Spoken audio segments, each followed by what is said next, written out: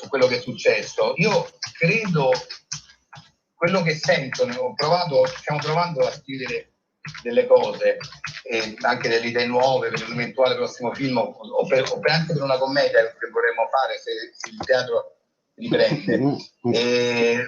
Però credo che quello che mi viene voglia di scrivere è più di altri momenti, è quello che riguarda la condizione umana più che altro, quindi l'importanza del contatto umano, appunto, l'importanza dei rapporti sociali e umani. Probabilmente questa cosa che sento dentro mi è stata trasferita dal problema che abbiamo vissuto, quindi in qualche modo è inciso quello che abbiamo vissuto su quello che potrebbe essere la scrittura, potrebbe essere la prossima cosa che faremo, però non andrei diretto sul problema, non andrei diretto su quello che abbiamo vissuto, perché appunto l'abbiamo vissuto. Io non avrei voglia neanche di raccontarlo. Ognuno si è fatto, diciamo, il suo di film della situazione che abbiamo vissuto, perché è stata una situazione talmente estrema e intensa che ognuno l'ha vissuta e come dire, se l'è creata nella sua mente a modo suo e non lo so, nulla da aggiungere sull'argomento, neanche io, no. Ma adesso ci guardiamo un piccolo video e poi torniamo subito da voi. Ballo con il mondo numero 1, Africa.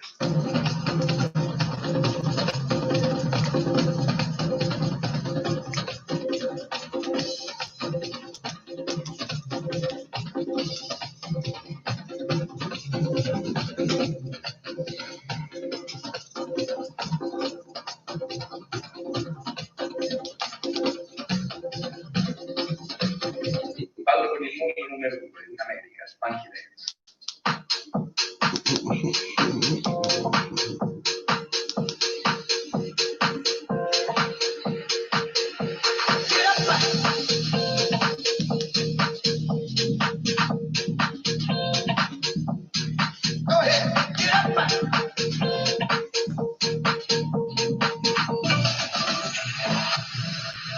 Ecco, questo è quello che abbiamo visto, una parte della quarantena di Lillo, insomma, che invece, diciamo, durante il coronavirus ha trovato degli spunti meravigliosi, non solo il suo ballo, ma tra l'altro sentivo prima di cominciare il programma che Paolo Genovese era particolarmente attratto dalla teoria magna de meno di Lillo, vero? Ma io è uno dei... In cosa consiste, Lillo?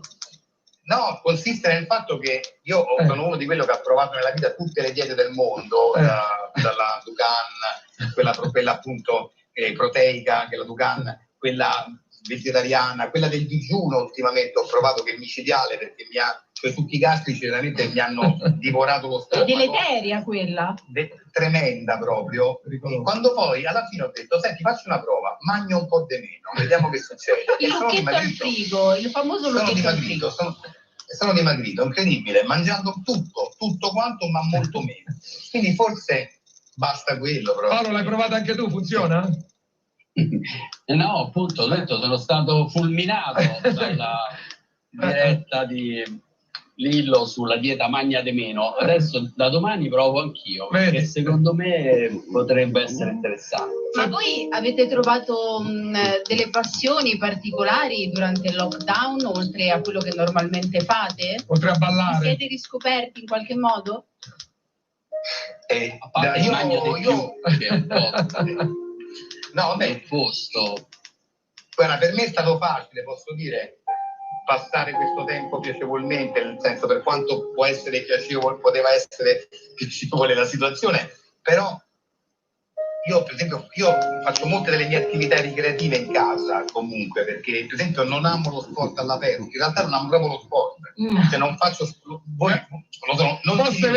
se vede. No, non si direbbe per il fisico che ho, però quella è genetica. Cioè, sono nato così, sono fortunato, però vi posso assicurare che io non faccio sport e non amo fare, come dire, il footing all'aperto, cose di questo tipo, quindi io sono uno che dipinge, suona la chitarra, fa tutte cose che si fanno in casa, quindi il tempo mi è passato, quello sicuramente. Poi ho la fortuna di vivere con mia moglie con cui vado d'accordo, è un'altra cosa che non è scontata. No, per non niente. è scontata. Soprattutto in quarantena. Senti, ma visto che ti stai cimentando in questo, non abbiamo neanche citato DNA decisamente non adatti, insomma.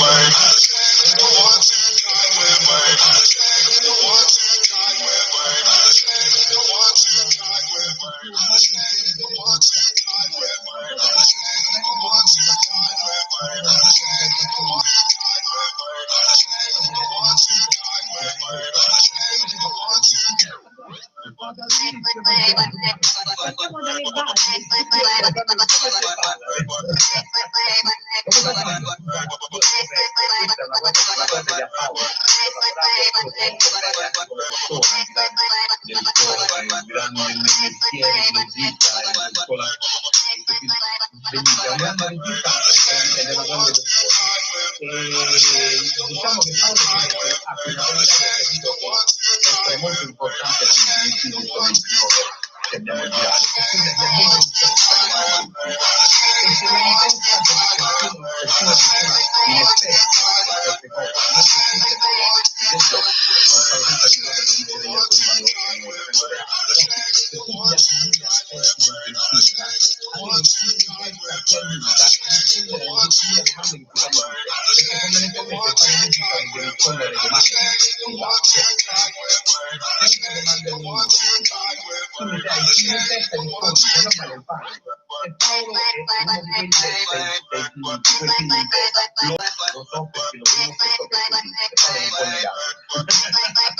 Ha ragione Paolo, o è un consiglio da dare a Lillo magari? No, è vero, ha ragione. Fare un regista è bello, definizione, rispondere alle domande.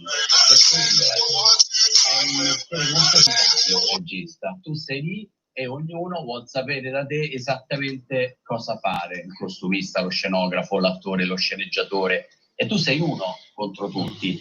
Quindi quello sicuramente deve avere molto le idee chiare. Paolo. E soprattutto devi andare dritto per la tua strada, cioè certo. Se tu hai una storia da raccontare e sei convinto di volerla raccontare in quel modo, avrai sempre delle persone che in maniera diretta o indiretta, consapevole o inconsapevole, cercano di farti sviare, spostare, chiedere, pensare a quelle cose. Ecco, devi andare dritto, non ti devi accontentare, non devi scendere mai a compromessi. Se vuoi girare quella storia in quel modo, raccontando in quel modo, devi farti questo bene a tutti. Paolo, ma secondo te gli italiani in questo lockdown sono stati maturi, stanno in oppure si sono comportati in maniera contenziosa? Cosa ne pensi? Ma guarda, devo dire, l'esperienza chiaramente è quella empirica, è quella che ti arriva attraverso i media, ma insomma quello è un filtro che va sempre considerato. La sensazione è che ci sia stata molta responsabilità. È vero, è vero. I numeri dicono che c'è stata molta responsabilità, perché dopo un'esplosione al nord che purtroppo non è stata controllata, però nel momento in cui si è fatto capire agli italiani la gravità del momento, la necessità di stare tutti a casa per noi, insomma abbiamo fatto una cosa che non dobbiamo fare, ed è stata fatta da tutti in maniera dignitosa, rendendosi conto dell'importanza di questa cosa. E i numeri hanno confermato il fatto che questo lockdown ha funzionato grazie a questo enorme sacrificio che è stato fatto da tutti. Io vedevo a Roma è una città fantasma,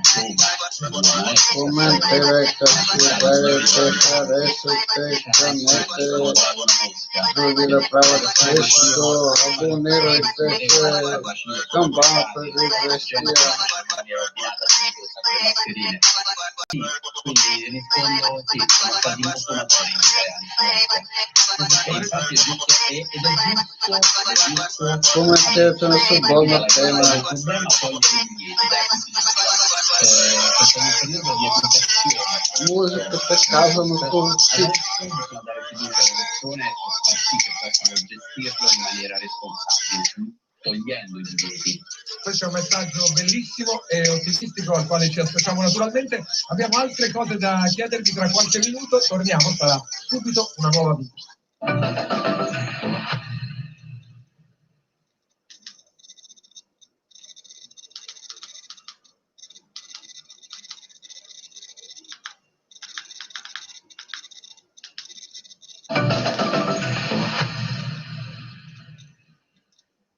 Bentornati a una nuova vita, una puntata cinematografica meravigliosa con due ospiti eccezionali come Paolo Genovese e Lillo, mai visti insieme in una trasmissione televisiva. Non so, adesso la sparo così tanto per fare questo finto esclusivo che dicono tutti. Sentite, a proposito di vita e di svolte nella vita, Lillo, c'è stato, e qual è stato? Sicuramente c'è stato l'incontro che ti ha cambiato la vita, con chi e quando? Ma sicuramente dal punto di vista professionale quello con Greg, perché ci siamo incontrati in una redazione di fumetti, all'epoca eravamo i fumettisti, eravamo due fumettisti abbastanza falliti, però eravamo anche molto giovani. Abbiamo collaborato insieme per questa casa di luce per un po' di tempo, poi la casa di luce è fallita e noi per pagare l'affitto abbiamo messo insieme e abbiamo cominciato a suonare come tutte e due. Esatto, questa è stata una grande lezione di vita, perché poi da lì abbiamo cominciato a esibirci e poi la nostra carriera è partita da lì. La lezione di vita è che da un grande fallimento può nascere una grande vittoria, una cosa positiva, qualcosa che ti porta verso. Certo, e tu Paolo? Beh, io diciamo per produzioni, nel senso il lavoro che noi facciamo è raccontare storie e all'inizio devi trovare qualcuno che ci crede, se no tu puoi avere la storia più bella del mondo, come spesso capita, nessuno ci crede che fanno il terzetto. E due fasi, diciamo, il mio esordio, che è stato un film piccolissimo che si chiama Il Cantesimo Napoletano, e ho provato tre produzioni fantastiche che sono Roberto Pinto, Amedeo Pagani e Andrea Chibini, questo pezzetto che si era messo insieme e mi ha permesso di fare questo film. E poi in parte più avanti Marco Bellava che ha prodotto appunto l'Immatura, che è stato il mio primo successo importante di box office. Anche l'Immatura è un film che è stato in giro nel cassetto per un po' di anni e nessuno li voleva produrre. Poi Marco ha detto può essere una buona commedia, me l'ha prodotto e mi ha cambiato un pochettino anche la storia delle film. Ma vedi, sono stati degli incontri fortunati da entrambe le parti, perché poi il resto è storia, no? Ma il fortunato è stato Lillo, perché è vero Paolo che sono bravo in greco, vero?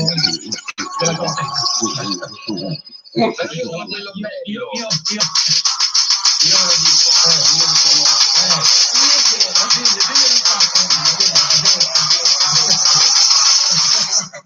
quindi il proprio consiglio che è stato diciamo che appunto però io mi accontento perché i due sono sicuramente belli. Non si può avere sempre anche noi c'è il presentatore sempre così, ragazzi,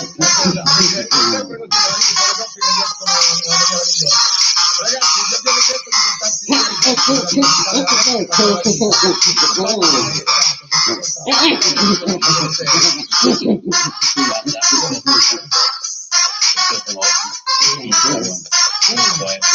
abbiamo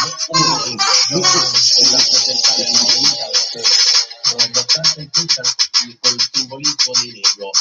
Penso che il fatto che da un mattoncino minuscolo e apparentemente insignificante per costruire qualunque cosa è una bella metafora in questo momento dove dobbiamo ricostruire tutto partendo voi da chi c'è, quindi partiamo anche da una cosina piccola come può essere il Lego. E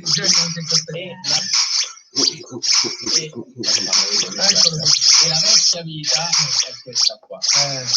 Devo dire che questo è l'oggetto più sopportabile del mondo. soprattutto con il cane, vero? Non ti permette di baciare queste cose più belle che Neanche puoi fare.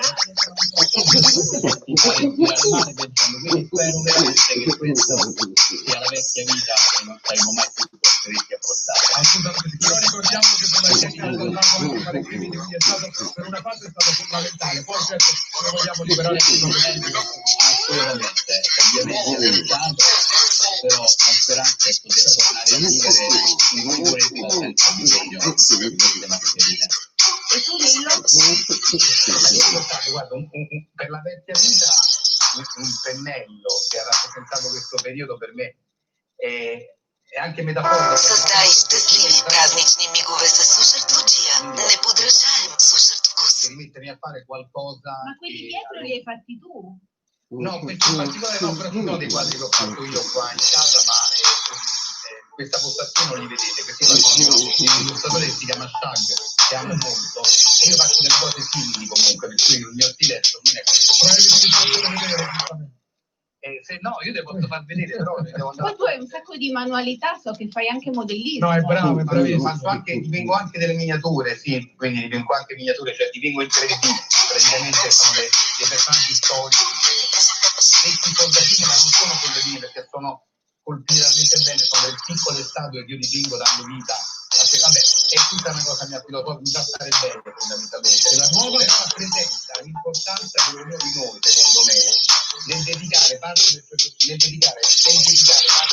tempo a quello che ami, che non sia necessariamente lavoro. Cioè, quindi dare il fuoco alle generazioni non tralasciate io capisco l'importanza di questo e credo che sia importante per tutti. la nuova vita invece è rappresentata da... La nuova vita da degli occhiali, io in lezione non mettere perché dovrei portare gli occhiali perché vedo perché sono un po' fannati,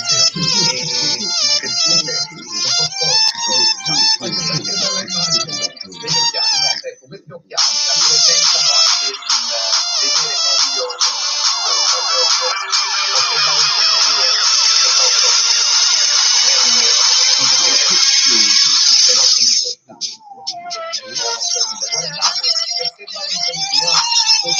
questa vita insomma legata alla velocità, al tutto consumato pubblico, al tutto quanto digerito e digerito questo è osservare con possibilità un'attenzione fissa, tutto quello che E poi come si insegna Paolo, il vero regista intellettuale gli occhiali li porta, quindi voglio dire... Anche appannati. Quindi li devi mettere prima o poi. Sì, ma io li mettevo solo sul set per darmi un tono. Vabbè, ok. Grazie ragazzi, è stata veramente una puntata meravigliosa con voi. Siamo veramente contenti, soprattutto io.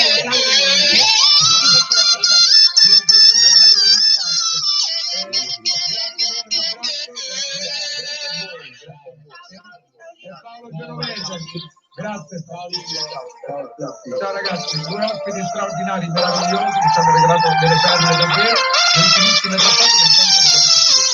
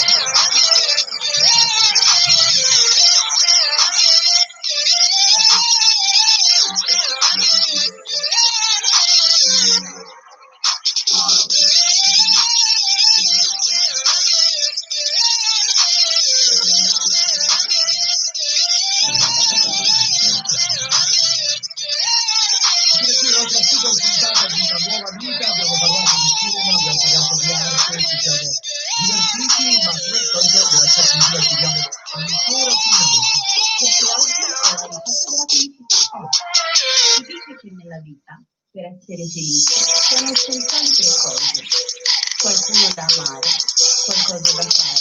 In 30 anni in Germania nasceva il maggiolino, l'auto divenne nei decenni un vero mito su quattro ruote. Fu prodotta fino al 2003 in oltre 21 milioni di esemplari, un fenomeno celebrato anche al cinema. Dunque domani comincerà in Italia la campagna di vaccinazione, così come nel resto d'Europa, anche se in realtà l'Ungheria ha già cominciato oggi e quindi ha ignorato i piani della Commissione europea. È dunque un primo passo per uscire dall'incubo, almeno così si spera, una macchina organizzativa davvero molto anche i militari, e entro stanotte le regioni troveranno i piani da usare domani la sede di stoccaggio di queste piane, però sarà l'aeroporto di Pratica di Mare sul litorale romano.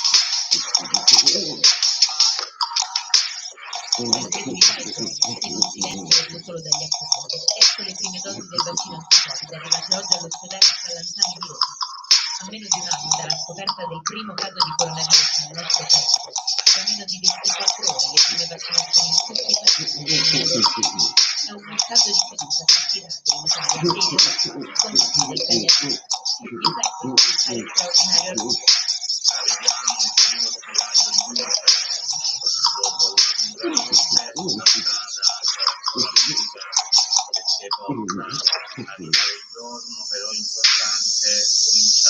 e si comincerà proprio domani mattina, quando verranno somministrate in tutte le regioni le prime 9.750 dosi del vaccino Pfizer a operatori sanitari, personale e ospiti delle RSA, categorie prioritarie individuate dal governo. Le celle del vaccino sono arrivate all'ospedale Spallanzani di Roma questa mattina, dopo 2 giorni di richiesta. Partite la vigilia di Natale dalla fabbrica Pfizer di Milano, ieri hanno attraversato il ghiaccio.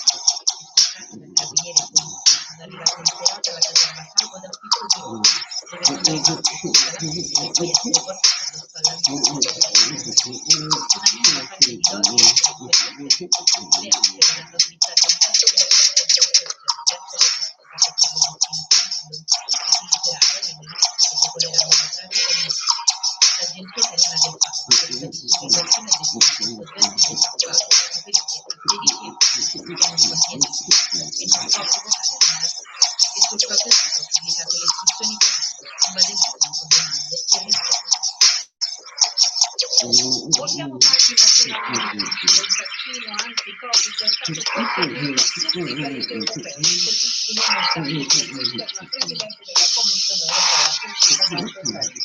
Dunque tutto è pronto, domani 27 gennaio sarà fatto giornate inferiori che scattano le dosi di anti-Covid e fanno più del mondo, in modo forse per guardare tutti insieme in un continente che mai come questa pandemia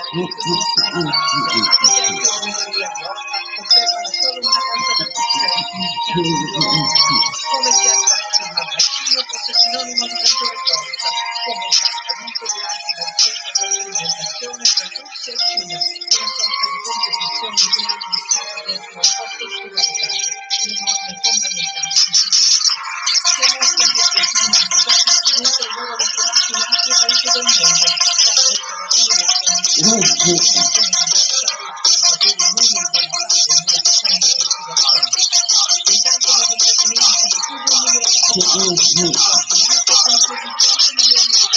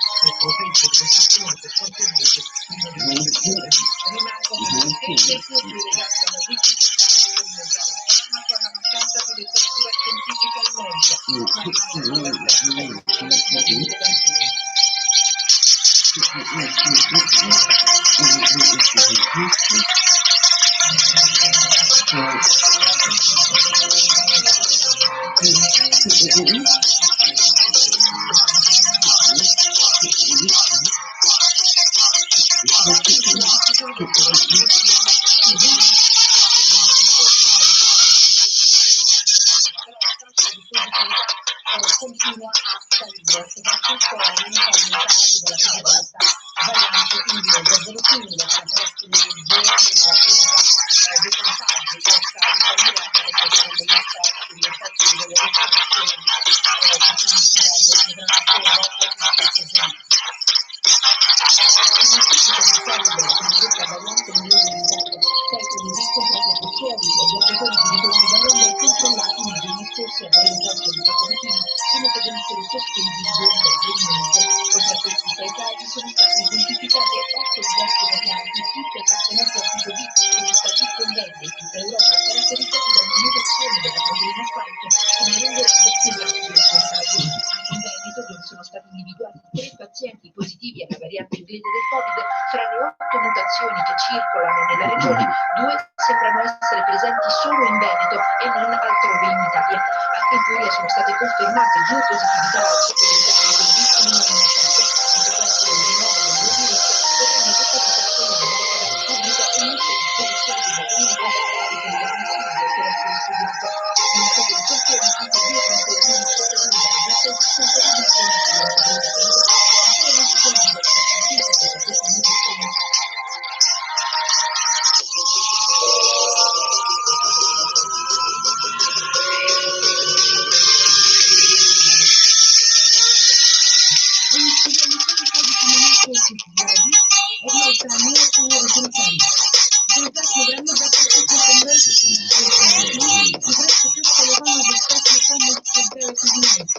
confermine cittadini che sono disponibili per la comunità. Ancora non ci sono diverse scientifiche per questa mutazione. Все още няма информация за мотивацията на авторите на други. Инцидентът, определен като умишлен мотив, се разследва от ФБР. Говорител на бюрото съобщи за CNN, че става дума за домашен тероризъм, макар че вероятността за чужда намеса също не се изключва. AT&T е собственик на корпорацията Warner Media, която пък от своя страна е собственик на телевизия CNN. Експлозията явно е форма на политическо послание, чието автори не са искали да причинят човешки жертви, смятат гражданите в столицата на американската кантри музика.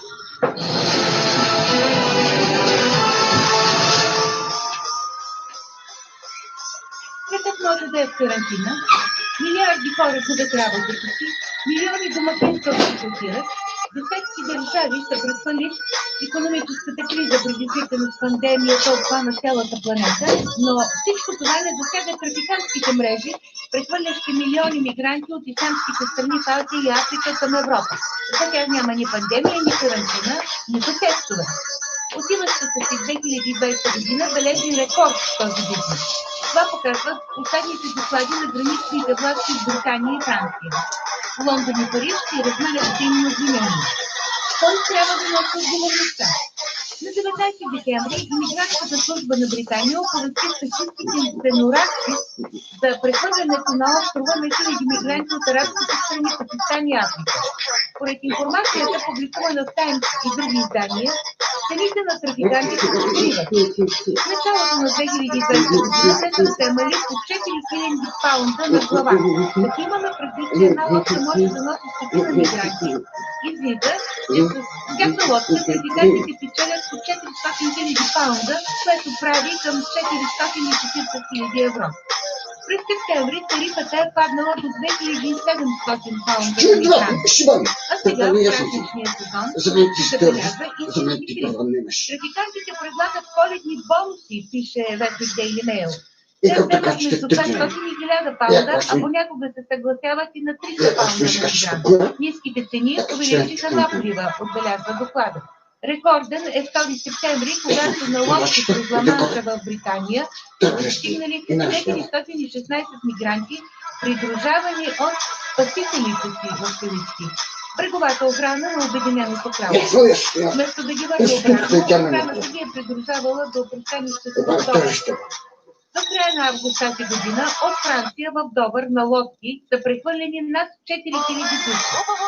За сравнение, през 2019 година, за цялата година, броят им е бил 1850. Увеличението през 2020 е близо 3 пъти, като имаме предвид, че рекордни числа мигранти се прехвърлят именно по времето на Рождество Христово и Нова година, защото трафикантите знаят, че тогава имиграционните власти са в намален състав.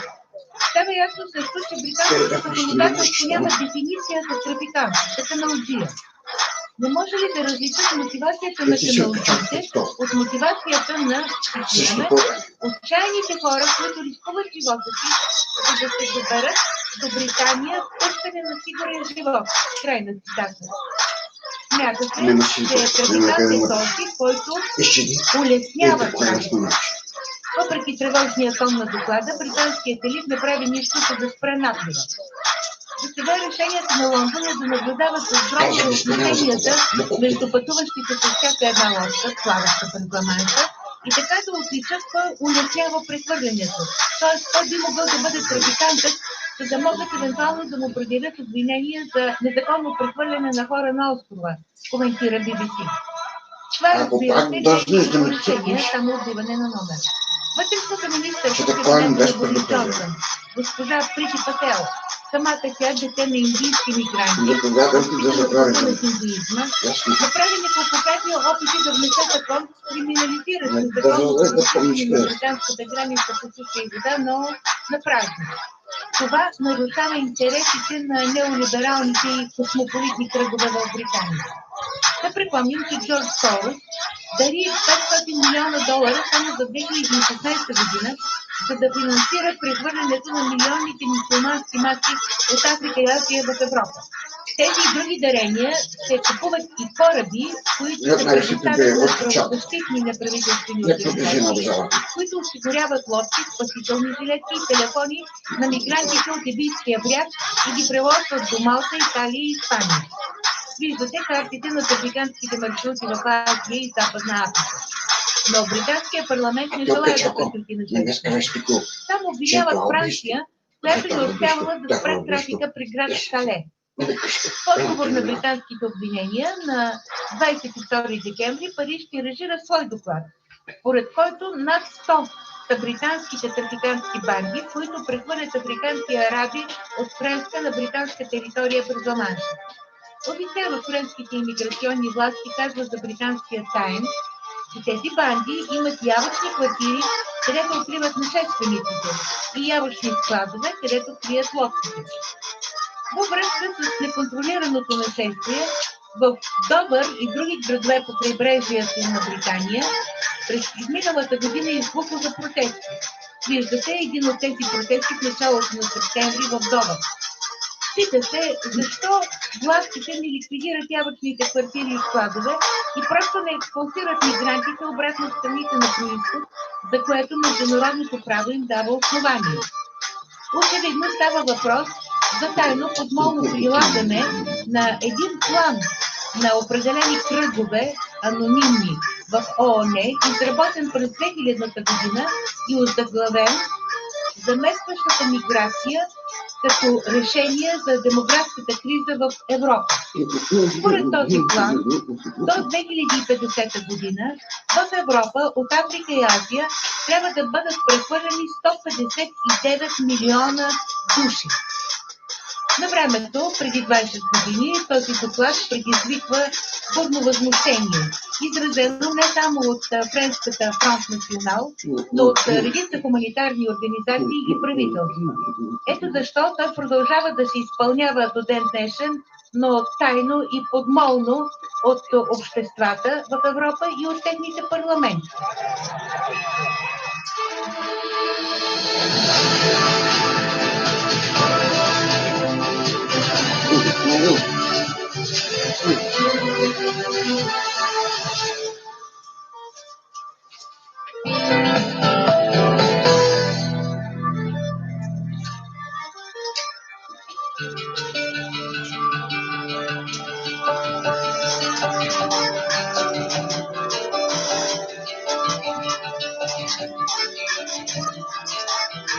The people that I experience with the people through the whole world has been absolutely lovely.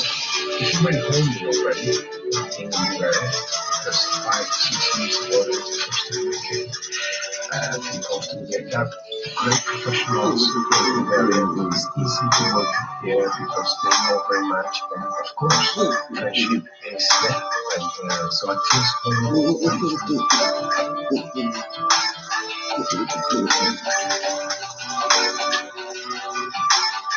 in very close proximity, you've got lakes, mountains, countryside, rivers. So you've got this kind of like gritty urban environment as well as very, very close nature as well. the nature, Sweden, Oh my God, the Bulgarian food. I eat it in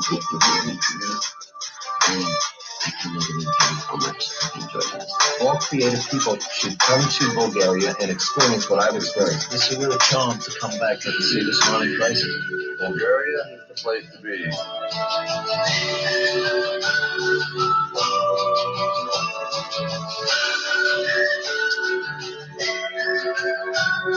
Да, Булсатком интерактивна телевизия. Висока резолюция и качество през всеки интернет. Спирате, превърнете и гледате единните канали. Лесно запомнящи се позиции.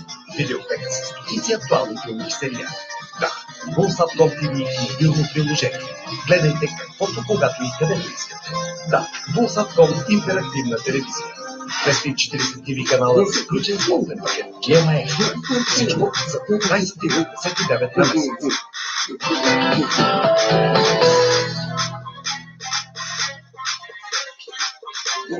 Телевизия Алфа може да бъде включена в следните платформи. Facebook.com/TV Алфа.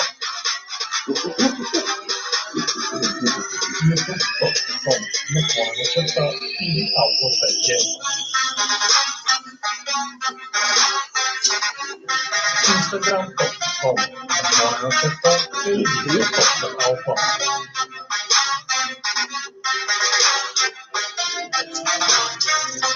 Не е държавно. Алфа TV 5G.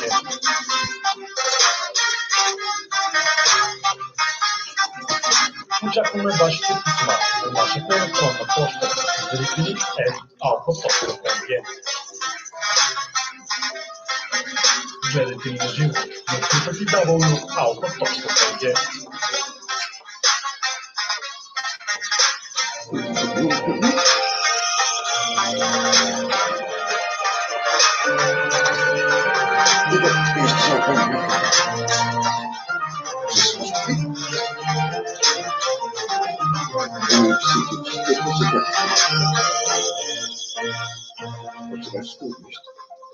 Гледате предаването Свобода. България, моят гост е Десислава Панотова, тя е богослов.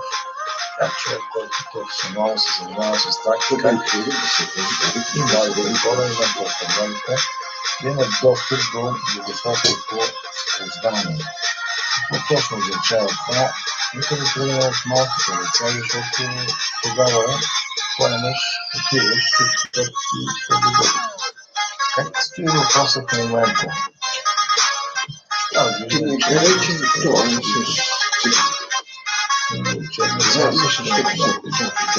по-стара епоха.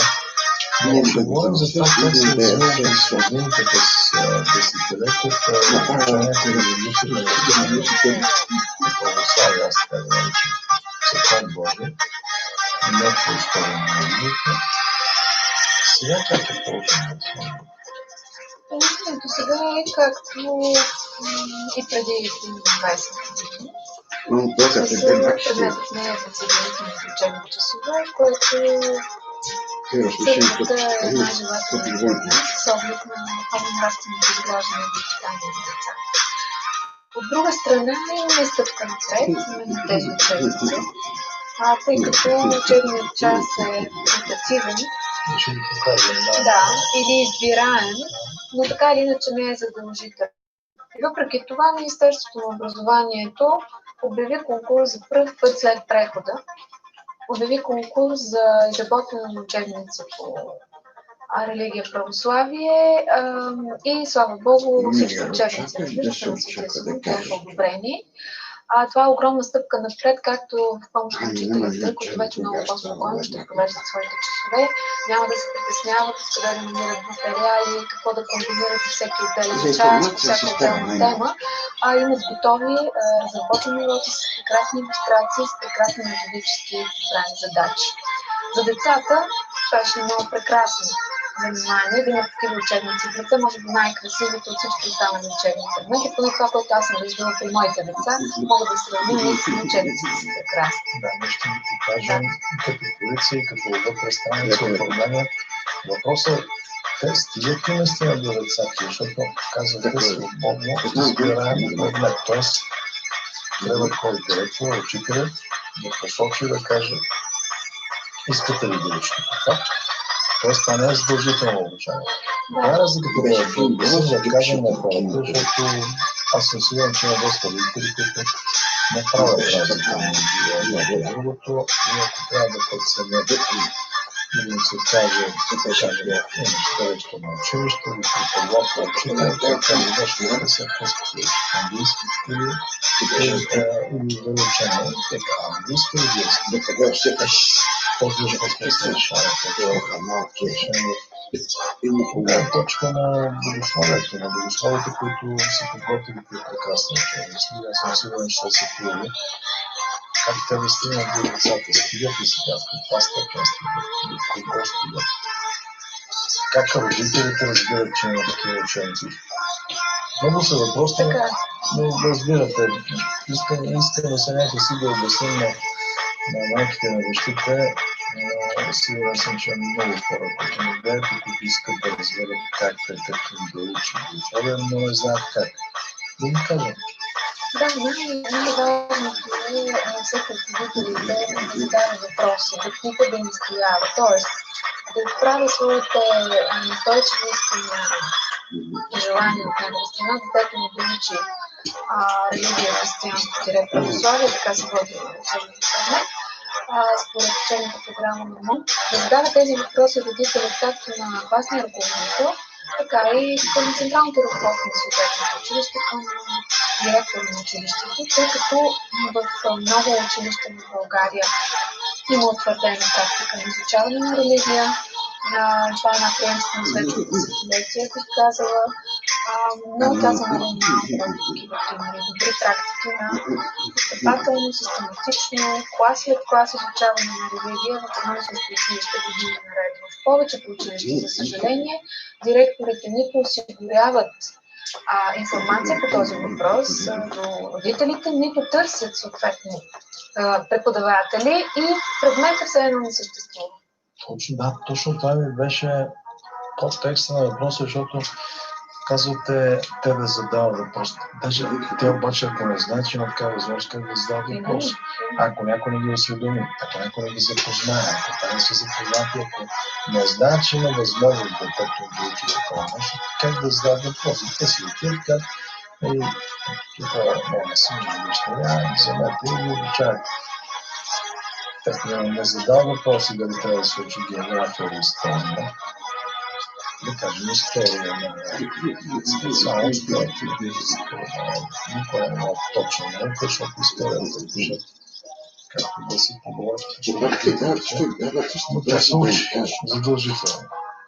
И се учи така, както са написани учебници. Там родителите не задават въпроси, директорите не обясняват нищо. Отива детето и започва да учи история. Почва да учи, че цар Симеон не е велик, защото не е извършил нещо велико. Като учебник. Не иска да влиза на други такива. Че сме влизали в другите също. Да, натрапващо. Да се учи. Да, ние сме различни, макар че самият Дарвин, който накрая завърши с, как да кажа, статически дискомфорт. Така, ще ходи. Признава, че не е намерил доказателства. Казате или лечен беше? Така наречената теория на човека.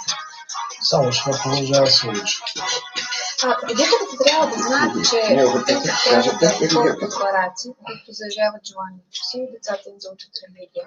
В училищата, в които няма осигурен богослов, е възможно началните учители, примерно класният ръководител на детето, от първи до четвърти клас, да изкара от квалификация религия, преподавател по религия. Това се прави масово в момента в Великотърновския университет и в Софийския университет. Начални учители, както специалисти, философи и други литератори, могат да се изкарат такава допълнителна квалификация.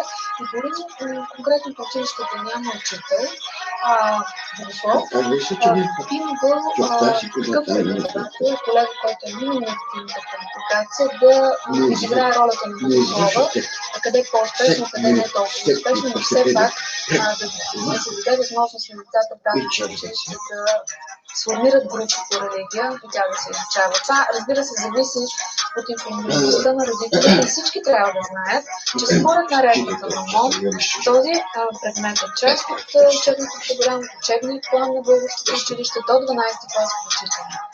Всички трябва да знаят как да го знаят. Че отиваме пак, когато се в един въпрос. Казват родителите на тези известната поколение, които са си известни в една артистична среда. Моите родители, аз самия търсиш по-логично обучение с собствен начин, своя собствен. Родителите не ми го общество, напротив, бяхме. Даже, ако искате да изподеля личен спомен, аз отивам до Канада, съм Духовната академия през 1975 година и норийския свещеник казва вашите не са вярващи. Баща ми беше починал вече, но такова семейство произхожда. И вика, не мога да ти дам препоръчително писмо, за да кандидатстваш. Тогава си искаше с писмо. Да, знае. За да отидеш да кандидатстваш. Само да кандидатстваш, без да изпита отделно. И аз сам отидох тогава. Даже не има да дядо е жив и здрав, много дълги години. Той беше току-що. Да не забравят. Сам отидох, представих се, той ми даде такова писмо. Да. Тоест, какво да кажем за вече поколение, тук говорим за 70-те години, какво да покажем за сега вече, 2020 година, когато се израсна на няколко поколения, които се израснали не само в атеистична, ами в вулгарно атеистична среда. Абсолютно, да. Така. Тези хора как да потърсят информация, да кажат, да искам моето дете сега да учи библиотечка, да учи там право, да учи менеджмент, бизнес науки и така нататък и английски, ще да отиде да ходи да печели парите. В момента това е в съзнанието на всички. Мисля, че говоря как тогава тези родители да ги призначавам, да им приличавам, вниманието да им кажа. Те самите са вече изгубили връзка. Тоест тези, от които зависи обучението на малките децата, са загубили връзка. Създаваме учебници, те могат да са красиви, прекрасни, много трудно нарисувани. Чуйте! Бащите са драматически българи, които се отвъртам от там. Как да кажа като? Оттам, където тя. Нещо, което не стига до децата, до хората. Аз ще споделя моята гледна точка. По принцип към заварения момент, предметът е на положение. Вие ще нямате представа за вас. Началните хуманитарни дисциплини в училището. Бъдещите поколения и настоящите, но така или иначе при такъв статут на предмета не мога да не поощря родителите, независимо колко големи са, да записват децата, защото това е единствения начин децата да бъдат записани, тъй като стават декларация. Но иначе, главната цел и желанието е предметите, разбира се, да станат част от задължителните учебни часове. А що се отнася по новите учебници, тук бързам да ви зарадвам и уверя, че там, където има религия, в Варна, в София, в всички краища на България, има утвърдена практика, директорите са заявили молба до съответните митрополии да получат тези учебници, защото църквата ги дарява безплатно и съответно даже не достигнаха бройки и веднага направихме втори тираж. Тоест интересът е огромен, те ще стигнат до децата, но пак не до всички деца.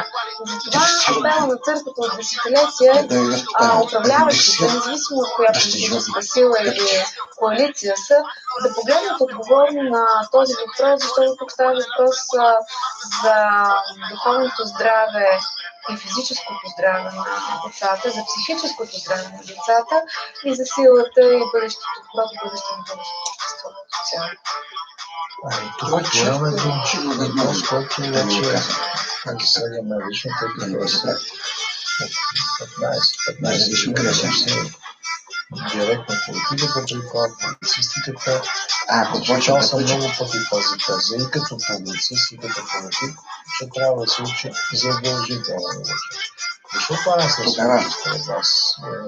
Нещо предприемни семейства, чието как да кажа, заразени части при тази корупция. Аз съм се опитвал да го внасям като народен представител, без да съм бил управляваща партия. Някакси не се получаваше. Години наред. 10-15 много да избира. Защо това не става? Защото няма натиска като клир, не всички не сме се опитано. Клира, който трябва да каже, ако обичате, вземете това да го учите, иначе и се разговаряме с вас и да ви раздаваме на управляващите, които сте, докато не въведете това учебниче малко, това малко учебниче и учение, което казва закон Божий. И започва с Бог, творец на видимия и невидимия свят. И ако дете започнеш да учиш това нещо, а не учиш нали другите, аз съм 5 годишен син, мога да кажа, в момента се зарождава. Национални филми, това са играчки, това са лъжи, това са всякакви идиоти, радиотски, феминични такива произведения, с които обаче това се захранва. Ако това нещо го учи отново, защото не стана така през всичките години, те си дали 20, 30 години, защо не се случи така, че едно управление, една управляваща партия, застава много БСП, после СДС, сега аз съм бил една партия, която била и в опозиция и се опитала да подкрепя управлението, защото се надявала, че нещо ще стане. Това се получава. Каква е тази сила, която го отблъсква? Много интересен въпрос. Аз се задавам през всичките тези години, защото съм активно навлечена в този стремеж на църквата и на родители, на общественици, да се въведе предмета в редовните, в задължителните учебни часове. Бих казала, че на първо място църквата наистина положи огромни усилия, за да лобира, да разговаря, да убеждава, да настоява. И то в лицето на Светия Синод, свещеноначалието на Българската църква, включително тези учебници с свидетелство в усилията на църквата да подсигури предмета, въпреки че не е от задължителните, и да го подкрепи, надявайки се на по-добри дни, в които най-накрая българската политическа класа ще озрее за това, че това е въпрос на обществени интереси, ако щете, както свързан с държавната и националната сигурност. Но кои са другите фактори? Кои са другите фактори? Аз съм наблюдавала най-различни аспекти от този процес, от тази борба, от за и против предмета. И съм стигнала до извода, че има няколко основни причини. За сега в България, единствената страна на Балканите, да няма предмет ревизия в задължителната подготовка. Навсякъде другите има няколко причини. Което това са външно-политически, международни причини. Там със сигурност има натиск, включително от финансови институции, от които където не се разрешава. Бих цитирала конкретни неща, конкретни документи. Ще разговаряла с хора, които казват, че някои политики, свързани с образователната политика в България и в редица други държави по света, се оформи извън границите на България, то независимо кой е на власт. Помогна. Защото съм писал невероятно много статии, книги по въпросите за това как не се влияе. После своята банка назоваме валутен фонд. Изключително подобен порядък. Тоест, може ли да кажем, аз само помагам, тук подсказването, не съм прав, не да се научите, да се съгласите, може да кажете, това е така, но е точно както искате. Може ли да кажем, че тези две финансови институции, които не е друг от Джорджи Стиглиц, който беше вице-президент на Изпълнителната банка, цитира съм го много пъти, каза ясно, след като се оттегля въпрос. Това е колонизационен инструмент за колонизация на народа. Каза го човека, след като се оттегля, вече в пенсия, не може да се ходи да го кажа. Това съм го казал много пъти. Мълчанието от среща беше много зачитано. Никога не е си тръгва някой да спори с мен. Но всъщност обяснявам точно това, че тези две финансови международни институции, създадени с Бретън-Вудското споразумение в 1944 година, още по време на войната, имат за цел да подчинят държавите, които са вече след Втората световна война в разпад, в криза и в икономическа немощ, и да ги подчинят и да им се казва: ето тук ще получите заеми, срещу което обаче ще закриете тези университети. Това в България беше направено много ясно. Ще имате толкова висши училища, средни, болници и така нататък. Това беше просто поставено като много ясно и оборително. В тези условия ли влизаше да не се изучава какво? Аз нямам конкретна информация дали това е така, но със сигурност институции от подобен тип оказват натиск на България в определени образователни насоки. Една от които е православието, тъй като то не е идеология, не е религия, която е изгодна на международните организации, които се опитват да регулират развитието на глобализиращия се свят. Друга, при всички случаи има несъответствие на ценности и стремежи. Да, сигурно. Това е конспиративна теория. Не, аз не съм от този хора. Да ми слагат етикет. Не говоря за конспирация, по-скоро говоря за това, че в съвременния свят има среди, които овластени среди, институции, за които придържането на една или друга държава към нейните традиционни ценности, религия, култура и духовност не е интерес. А е по-скоро пречка, за развитието на техните политики. Важно е това, което казвате, защото пак ще повторя, много казвам за действително себе си, за развитие на някакви чувства.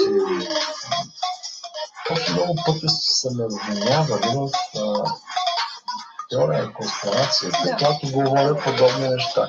Сега би го казвате като един професионален богослов, като човек, който през годините е имал наблюдение как се развивали отношенията между България и външните фактори. Защото аз, когато кажа външните, външни фактори, тук сме си толкова зле, че нямаме нужда от външни фактори, но хора, които говорят и така. Тоест има един синдром да се замъглява влиянието на външния фактор, който винаги е силен и насочен. Това е важно, да. Между другото, водим си подобен разговор, говорейки за причините, защо признавате все още в изучителни учебни часове и в Брюксел съм водила подобни разговори на различни конференции в Европейската комисия, представители на образователните ресори на Европейската комисия. Тя зададох много пряко и искрено този въпрос. Това си мое вълнение, защото аз като православна християнка и като майка на три деца искам децата ми да растат като истински българи и добри християни. И не желая никой да ни пречи. Това е което искам да помагам. Когато говорим за това институции, настоящи образование и така нататък. И зададох въпроса какво е мнението, какво е виждането за това, че в едни държави в Европейския съюз са задължителни учебни, в България все още не е. Какво може да се направи, как може европейските институции да ни задействат? И отговорът много ме изненада. Отговорът беше, това е лично решение на всяка държава. Ние приветстваме всеки един процес, всяка една посока на развитие на образованието, щом тя е в синхрон с виждането на конкретното правителство и на конкретната държава. Тоест те казаха, ние не пречим, ние нямаме нищо против.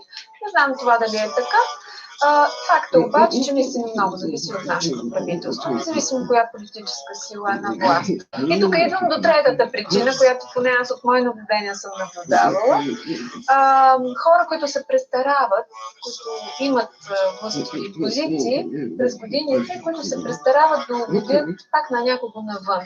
Според мен това е една причина, един страх този предмет да се въведе, да не би България да бъде обвинена в толериране на определена религия или в някаква пристрастност.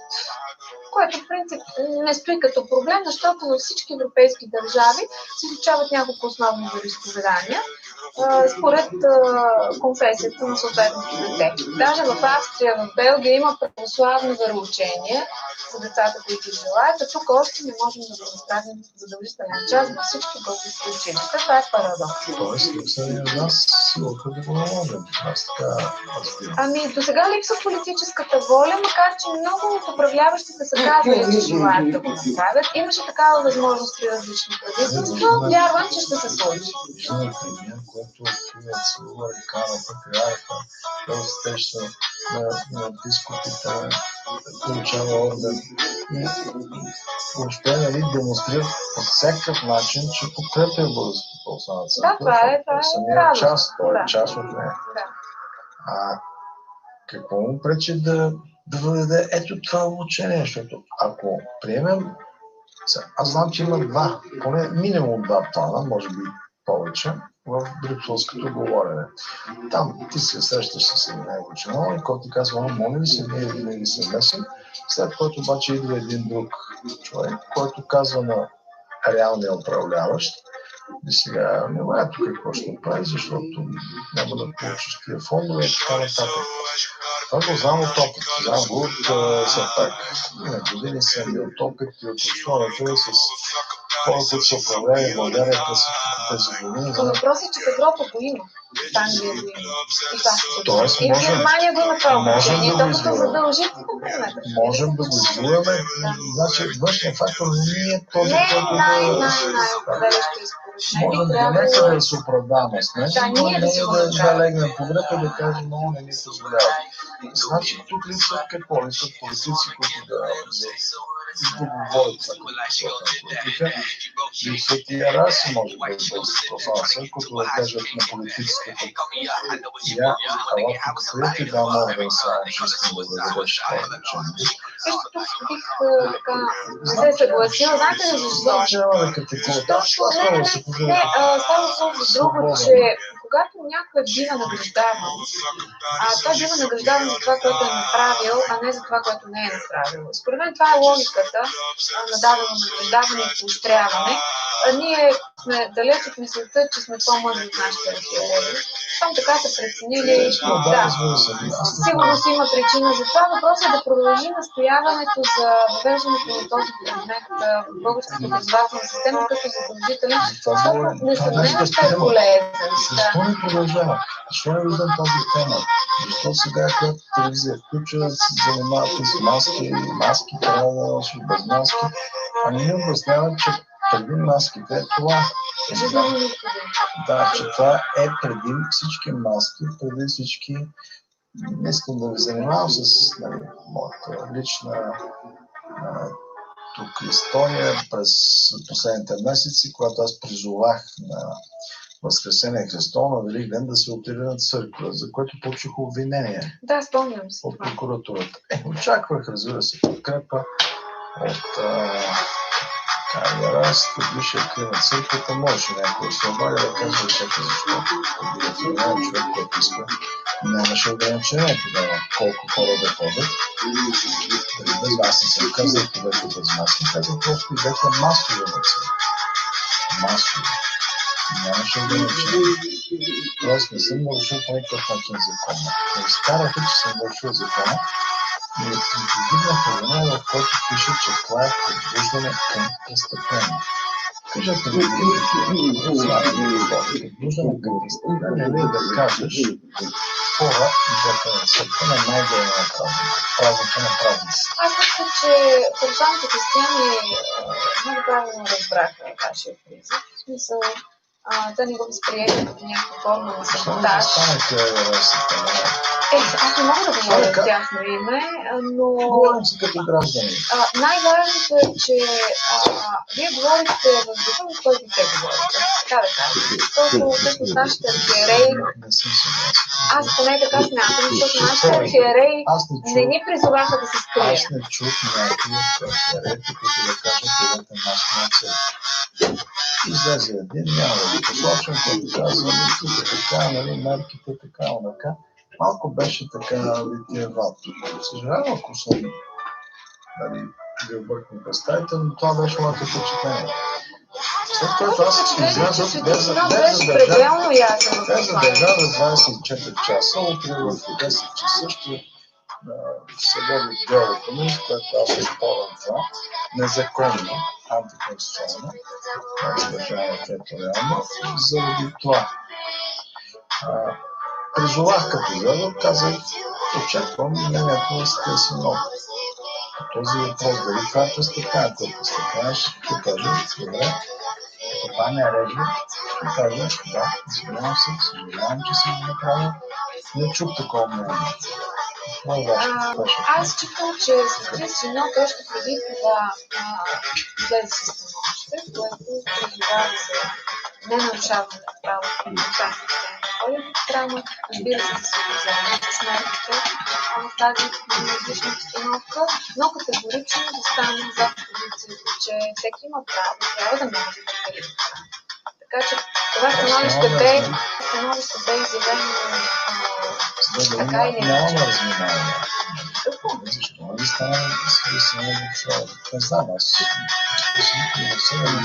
не чух мнение, което се казва как може да видите един човек, който иска хората да ходят. Църква е най-големия празник на празниците. Аз не мога да говоря Светия Синод, но така или иначе вие бихте могъл да пратите писмо с изпитване към Светия Синод по този въпрос. Сигурно. Със сигурност. Не знам дали ще пратя писмо. Аз го задавах публично въпроса. Надявам се да са ми чули. Ако не са ми чули, всеки, който може да чуе, нали, така казано. Тук става въпрос за принцип на неща. Става дума за това, когато беше активен, се заиграва с политиците, а политиците се заиграва с външни фактори. Това е логическа връзка, виждаме се към това. Как на нас не се влияеме, как отвън, се казват някакви неща. Прилагат се епидемиологични мерки, които са много спорни. Много експерти казват, че всъщност да се сложи малко там, като това се вирус. Има много. Много, но е факт и друго, че хората определено не разнесоха заразата за същото от страната, като поне с това не се точно да се уверим. Това е много радостно, защото проблемите виждате кога започват. Когато спаднаха по-вторната мерки, когато почнаха децата да учат, но не когато хората ходят на църква. Примерно ние ходихме да се причастяваме, аз имам 3 деца, всички се причастявахме на целия Велик пост, март-април, и когато започна всичко и въпреки не се заразихме слава на Бога. Така че поне хората могат да бъдат спокойни, че не църквата е мястото, където е най-вероятно да се заразят, какво ще направят. Добре, без да звучи за един, обаче въпрос има. Сега е друго слабост. Ако аз пак призова и кажа, идете масово на литургия, на служба на Христос, ще ми бъде ли по-отделното четвърто време на спорта? Всичко може да се очаква, но според мен е много по-така, може би, балансирано, ако свидетелстваме нашата вяра и призваваме хората да не крият вярата си и да живеят, а вече дали ще е масово или не, това зависи от решението на всеки отделен гражданин. Именно когато смело, точно когато смело споделяме с всички, без да се срамуваме от Христа, своята вяра, защото Господ казва, че който се срами от мен като човек, аз ще се срами от него с моят Отец Небесен. И друго се казва в Евангелието, че с ръце се вярва за оправдание, с уста се изповядва за спасение. Защото човек открито трябва да се отваря. Разбира се, без да провокира, без да налага другите, а със сигурност това угодно на това. Защото ние по този начин казваме нашите християни, аз вярвам, че със света като жив истински единствен Бог. И това е моето предно за вече дали ще е масово, дали няма да е масово, вече това да е сега причина е с вас може да решим, че ние не го решаваме. Чувал съм го от много хора, което е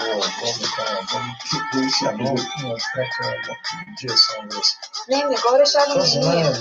А ние го казваме, знаете ли в какъв контекст? В контекста на Евангелието, защото Христос казва в Петте блаженства в Евангелието на Матей, 5 глава, там казва, че който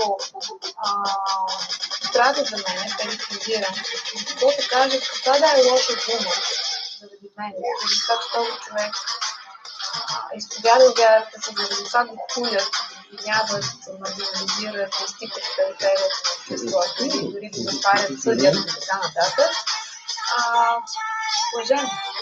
Това е най-високата степен на блаженство. Това е всъщност финала на тази лестница, на тази стълбица, която представлява блаженствата. Почва се от блажение бедните души и се стига до тези, които са страдали за Христа. Така че в този смисъл сме сигурни, че да изповядаме вярата си е угодно на Бога, да казвам публично. Но трябва да бъде преднайдено... Това са мислите, така напред. Значи искам да ви питам нещо друго, нещо, което хората си го питат помежду. Не всеки е богослов, не всеки може така да си служи с цитати, които... Защото понякога цитата е подобно да представиш си дрехата, излизаш с цитата и казваш, така пише на какво да казваш на хората по това начин? Те искат да признаят всеки личен живот по света. Те искат да всяка една драма, всяка една случка в техния живот. Някой да им обяснява. Ето това е живата случка, когато те хулят заради Христа. Не, аз. Може си знаел това да е начин. Аз не го разказвам за предизвикам сега, съжалявам към с не. Аз имам предвид друго. Дали ще се блажен, дали ще обрем Бога, там ние няма да решим. В този разговор, с който и да бъде да седне в тази студия. Това ще го решим друг, не, извън нас. Говорим за хората, за човеци, които са живи хора, и които имаше така на мислене. Той беше на Василий Велики, може да изпъркам и мълчанието. Тоест, когато някой бъде хулен или преследван, добре, ние го огледаваме, цитираме съответните стати и казваме да. Поне се последна заради това. Къде са другите хора? Защо не стават? Не в защита на този човек, а на себе си, на вярата си, на себе си. Защо не излизат добре хората? Хората са паникьосани и хората са, бих казала, блокирани дори от страха си. Добре, нашата цел е да ги освободим от страха. Като моето предаване се казва свобода. Свобода. За православна България. Не за нещо друго. Не за така просто каквото си искаш. Свобода за православна България. Така се говори. Защо са блокирани? Не искаме да ги блокираме. Не искаме да не обясним, че на това се стъпва. Ако не се отплувава, по-не да се стъпва. Това е нашата теория. Само да ходиш на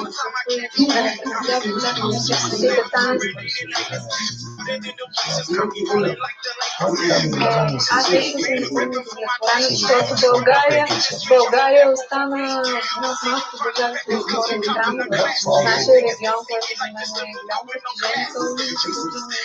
постижението. И на това, че Свети Синод разясни министър-председателя, получава таинството православни християни.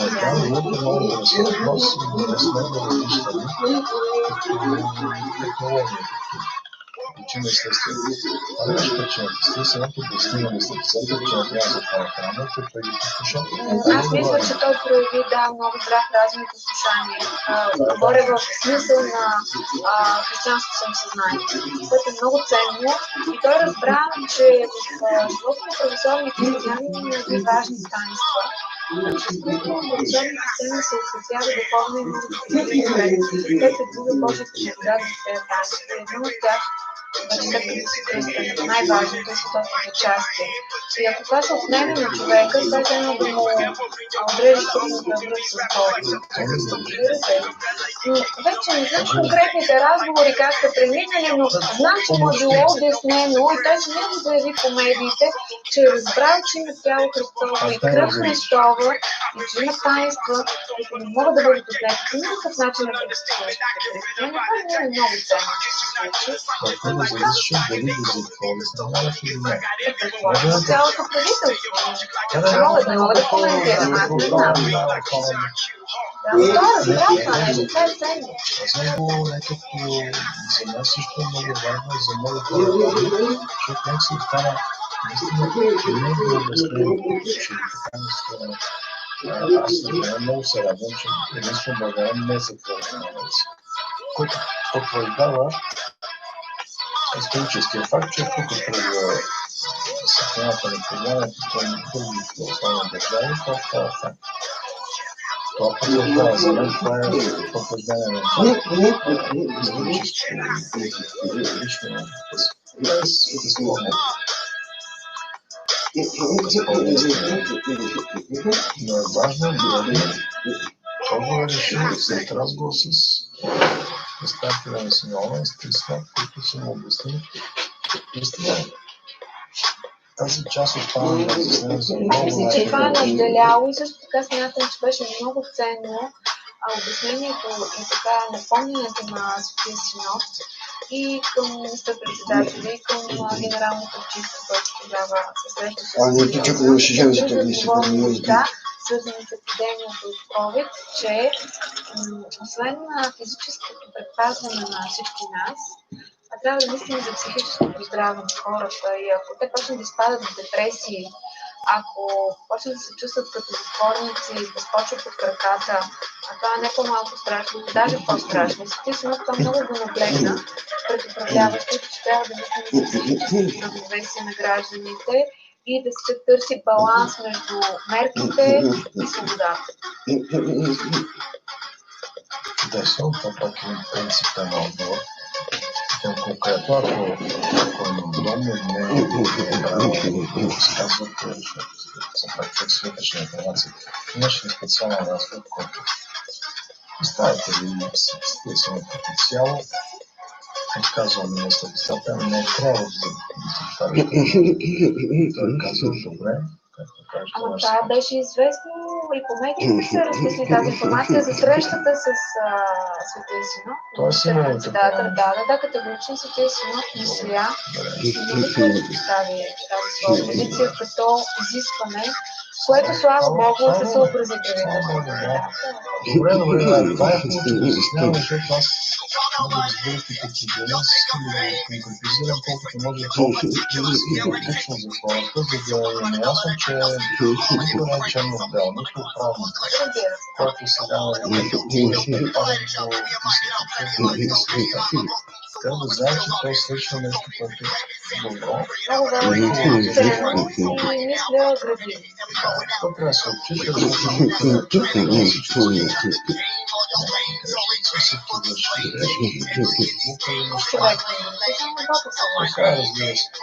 Но трябва да отчитаме, когато някой направи нещо добро, защото аз тогава ще го казах, отбелязах, но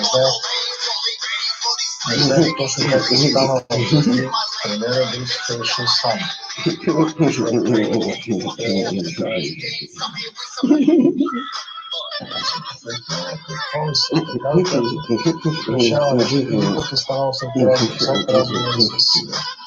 Огромно значение имаше разговор с секретар, както и редно да бъде, защото какво лошо може да иска Светия Синод на народа си. Ама се речи министри да бъде само най-добро. директен лайф. Не ме запиш на живо, директно ме. Сега че ми потуеш хурка. Това е много важно. Аз много се радвам, че с това приключваме нашия разговор, защото ние минахме през много неща, през скептични погледи, няма начин, няма как. Но завършваме с това, че българския вишки, българските архиери наложиха и посочиха, изискаха, посочиха, но нашите отправници в лицето на премиера да не затваря храмовете. Това се случи. И смятам, че това е наистина велика привилегия, една малка България, колко малко българска православна църква, всъщност да е вярна Христова невеста. Това е много хубаво за нашия народ. Голямо благословение. И съм протестирал срещу това твърдение, малка България, това е друг разговор. Малка в количествен смисъл, не в качествен. Ние сме били център на просветата, дали сме тая просвета на други народи. И аз наистина се радвам, истински от сърце и душа, че така се получи. И също надявам се и знам и всеки български вярващ християнин и православен, а и не само православен, защото ние сме братски ходени към всички християни. Се зарадваха на това, че българските храмове не бяха затворени. Това беше много важен знак. И аз си мисля, че в България може да започне едно възраждане, което да бъде знаете, ние каквото говори с останци, ще се така покажете да се конечно, дъща на образование. Може да е един родител да може да тъкси. И така почва да гледа. Защото си в големия врат. А ние да сме 16-та република. Те си бяха големия врат, който вика, ние сме родители, а ние са нещо дете. Как може родителя да може да тъкси? Това е свършено. Само, че трябва да смесвате петолочката с кръста и така нататък. Както продължавам да го правя. Вижте, аз в хода на моите изследвания върху свещеното писание, наблюдавайки историята на народите и вековете, виждам, че без съмнение всичките превратности докосват всяка нация, всеки един народ, зависимо от режима, в който в момента се намира държавата, но принципа, който е универсален, е, че народ, който помни Бога и му остава верен и го търси и се доближава до него, бива пазен и благославен, а народ, който забравя за Бога, бива измъчван и крайна сметка затруднен. Така че нашия народ, говоря за най-хубавите му качества, не е забравя Бога и да, Бог се почва да го търси, за да пребъдем. И най-вече да пребъдем верни на Бога, защото така или иначе род прехожда и заминава. Народи, режими, управления, отиват и заминават. Но кой остава? Достойните личности, достойните народи и техните достойни постижения. А те са такива единствено и само, когато му връзка с личността и с създателя на всичко. Всичко друго е преходно. Както пише в тази малко учебник, аз много ви благодаря, че дадете гост на предаването Свобода. От България, да се слава паметта е човек, който е подготвен богослов. Говорихме си за всичко, за какво се учи, и как се учи, и защо трябва да се учи. Докато работи, комбинатът Кремиковци осигурява работа на 17 500 души. Продадени за $1, съкратени са 4000 души. Пиши да днешното поколение все подкрепят, че комбинатът е организация.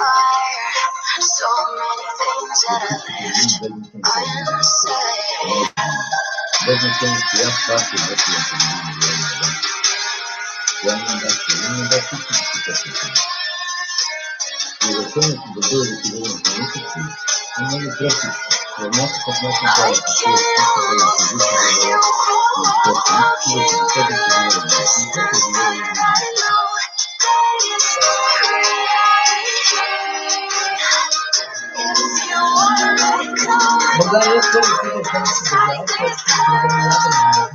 През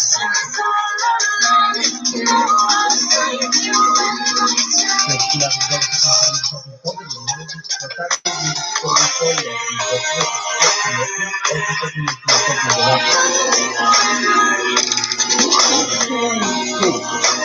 началото на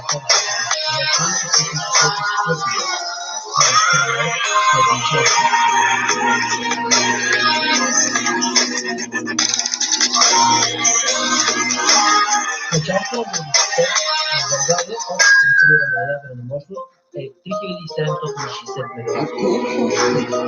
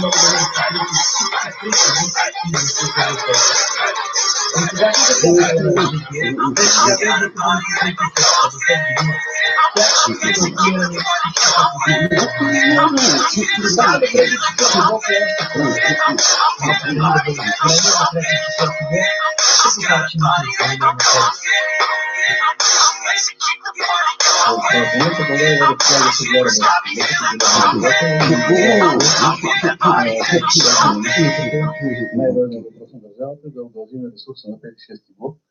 Това го правим 6-та година обаче. 6 години, това е най-важната задача за държавата.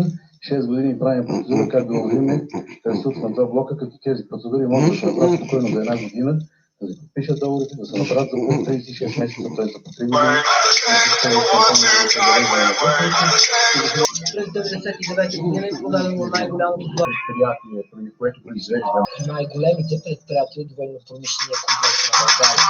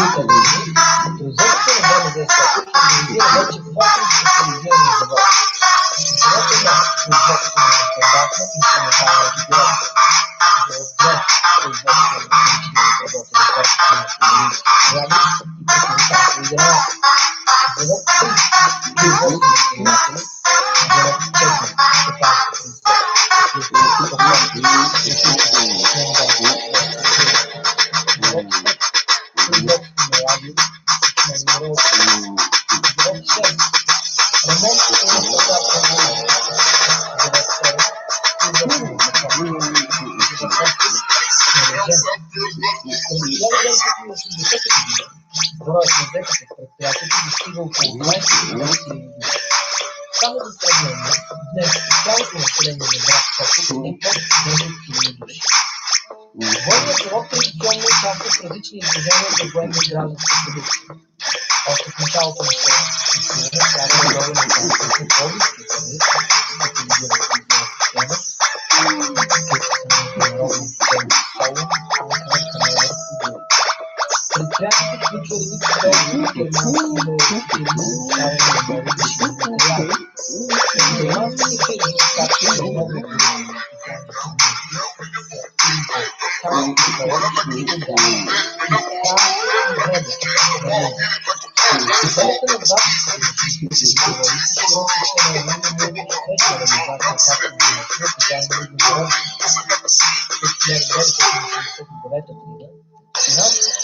на завода рязко се влошава. Отказани са редовни външни договори за износ с несоциалистически страни. Намалени са поръчките от страни членки на Варшавския договор, а също и от българската армия. Още по времето на Сакско Бургоцки приватизираха лагерна. И дойде И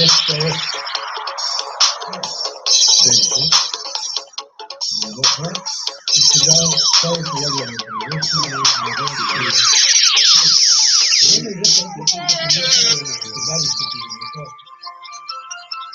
успяхме да му посъхраним. Тъй като ние всички да проверяваме.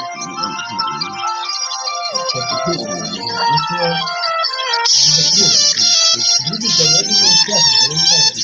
Да проверим,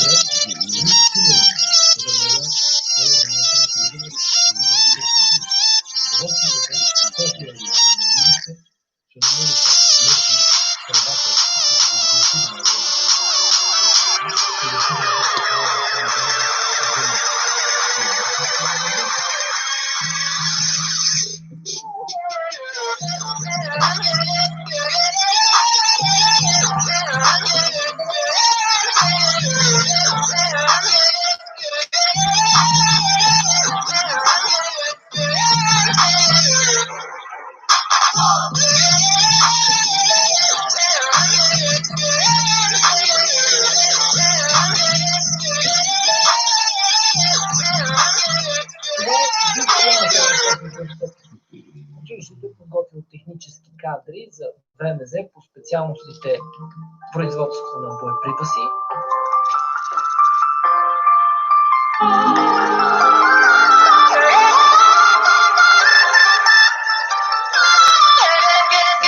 Разкажете ми за този процес. Това е част от управлението на бизнеса и може да бъде труден процес. Понякога производството е много тежка част от бизнеса и според мен решението е да откриеш правилните партньори. Кой беше най-стресиращия ви момент? Малкият бизнес е стресиращ. Така е, поне така съм чувала. Само един момент ли? Много ли са? Ай, стейте от земя. Да работим отворител, за да защитим интелектуалната си собственост и да отстраняваме ударите.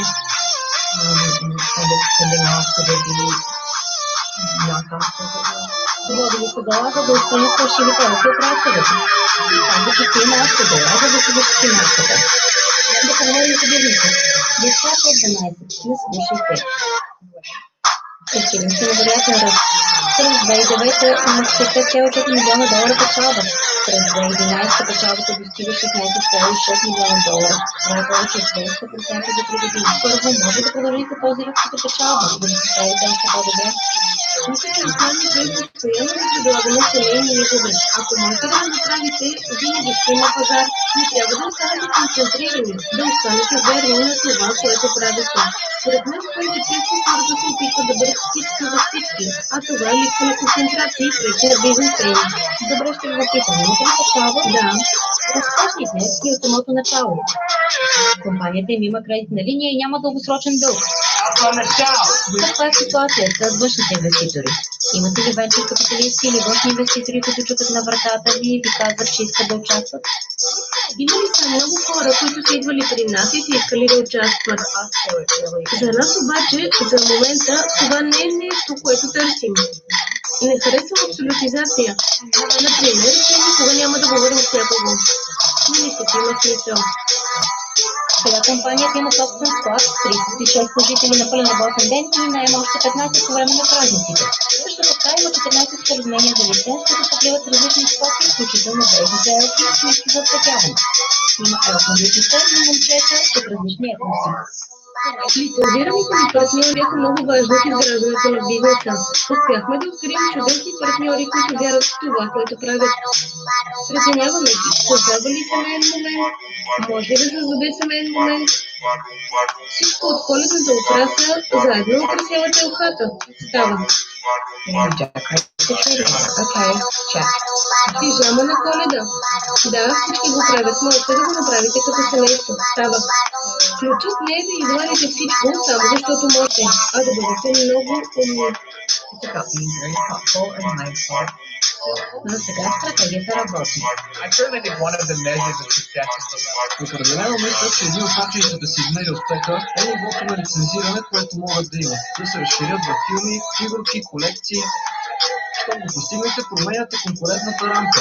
Вероятно никога няма да бъде временно увеличение или сензация, но вместо това бих приел един стабилен годишен доход за бизнес модел. За сега семейството се справят всичко голямо в бизнеса. Правят е нещо, по което се различава. Това е едно от нещата, които ни правят специални и определено едно от нещата, които ни правят различни. Когато сте голяма корпорация, отнема цяла вечност да се свърши нещо. Но то вземаме решенията и нищо. Може да е всичко. Персоналът, производството. Много от референтните стойности, значи си болен. В случая с общата селскостопанска политика, значи няма да допринесеш достатъчно за изпълнение на 9 европейски цели и най-вече на зелената сделка.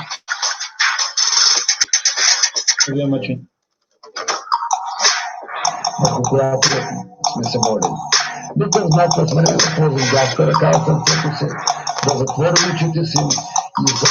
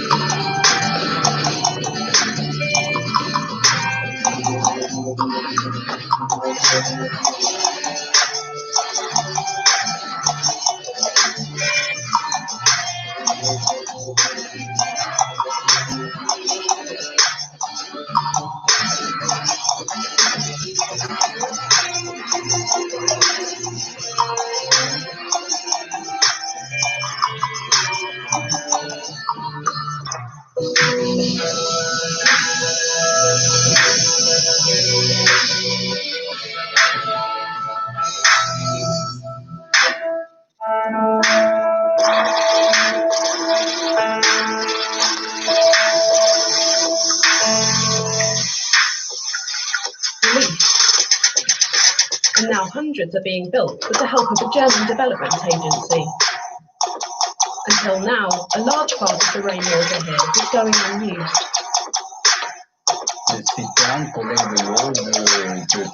The systems catch the rainwater that runs off the houses, which can be used as drinking water and for irrigation too. The farmers can use it to grow almonds, olives and rosemary, which don't require that much water.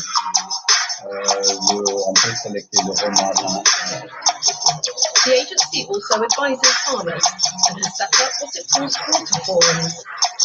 Constructive strategies are developed there, and farmers can discuss which plants they could grow that would use less water. We have a really unusual situation in the region we're in now. There's basically no groundwater left, because too much of it has been used up over the years. So the farmers are now having to resort to stored water. But getting water to store is also a problem. It hasn't rained much in the past 4 years. Farmers get their water from this embankment dam. It supplies more than 500,000 people in Tunisia. Because water levels decline, it's being tossed further and further across the country. And that has a direct impact on the people who live here. Pressure is mounting, even on the farmers who didn't think they had to worry about their water supply. In some places, water is actually being stolen.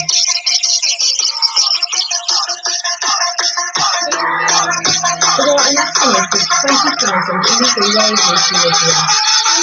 That's why raising awareness of the problem is so important. If nothing changes, farmers and their animals will no longer be able to thrive in these places. And then the region might soon become uninhabitable. Using our resources wisely will be the great challenge for us in the coming years. Глътка Ариана тъмна, тъмна по характер, слънчева по природа. Ариана, направена от слънце. And upcycling is a new buzzword. One clothing designer in the Spanish capital Madrid uses everything he can get his hands on, from old plastic bottles to fire-to-shape items on his fashion label. His motivation is there is no planet. All cities have transformed into quilted jackets. Plastic bottles become backpacks. Just two of the items made by the Eco-House label. T-shirts, sneakers, and jackets. Almost everything in this great shop is made from recycled material.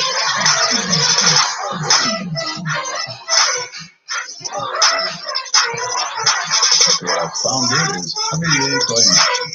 He got the idea for the label in 2009.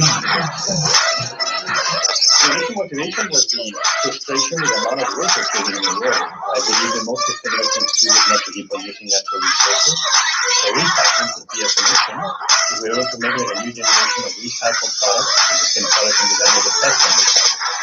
That way we could demonstrate there's no need to keep on digging different people to get that one, but we can transform what other people call waste into polymer yarn, fabrics, and products. These flip-flops are made of old car tires. They're 100% recycled and don't even need glue. The label gives you what goes into these bottles. All the flavors we try to put in our garments and labels, not just one flavor in 275 grams of this product fishing net to make 1 yard of fabric. Canete is hoping to raise awareness of environmental issues and at the same time create fashion that looks good. Spanish journalists from the palace reports on sustainability and observe the thing. They have said más comunes that's starting to catch on, but it didn't really pick up steam until the annual figures for textile waste became more common knowledge. Now the industry is beginning to react to the problem that we're having with plastic. Eco-Well says it's recycled over 300 tons of waste taken from the sea. The label cooperates with They gather the waste from the sea for the fashion house.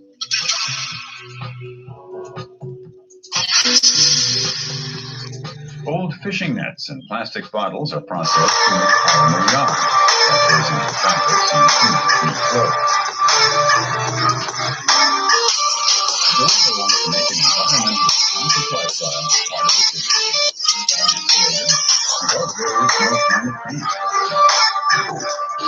Una parte de estilo de vida. It's part of the whole lifestyle. The whole zero waste movement is growing. And people want to produce less waste and have less impact on the environment. A fashion trend for the future of clothing. Javier Goymachi is continuing on experiments with upcycling and hopes his idea will catch on in more Mediterranean countries. Now, there are some very fantastic pieces in that report, and it's hard to believe that most of them are made from old plastics, some of them like this. But as we've already seen, plastic waste in the sea is especially harmful for all manner of marine life, including coral reefs. In Egypt, over 300 professional divers took advantage of the coronavirus lockdown to clean up the popular tourist resort. The team spent about 3 days above and below the water. Here's the trick doing the object.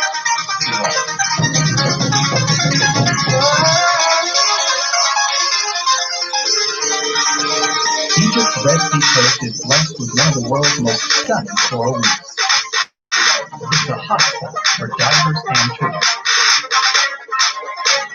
But plastic and other trash endanger this sensitive underwater ecosystem. To counteract this, Egypt's Chamber of Diving and Water Sports initiated underwater cleanups during the COVID-19 lockdown.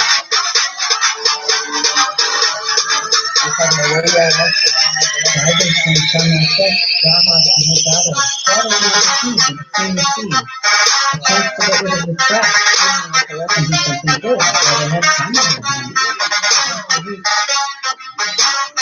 More than 350 professional divers were eager to volunteer. Divers in the house removed plastic film and other debris that could suffocate the coral.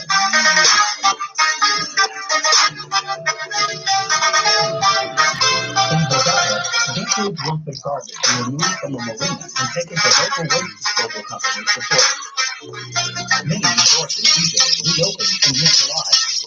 But from now on, some of the diving will be devoted to keeping the coral reef clean. And tell us about you. If you're also doing your bit, tell us about it. Visit our website, or send us a tweet. #Doing Your Best. We share your stories. Is tourism a curse or a blessing? This is the question that comes up in many tourist hotspots. In Kenya, the people is divided among the Maasai population. There are about 3 million Maasai in total, and many of them live from tourism, as rangers, guards, or tour guides. Yes, America.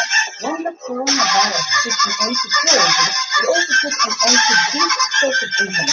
Members of the nationalized Maasai consultants in Kenya are thinking of new ways to weather the storm together.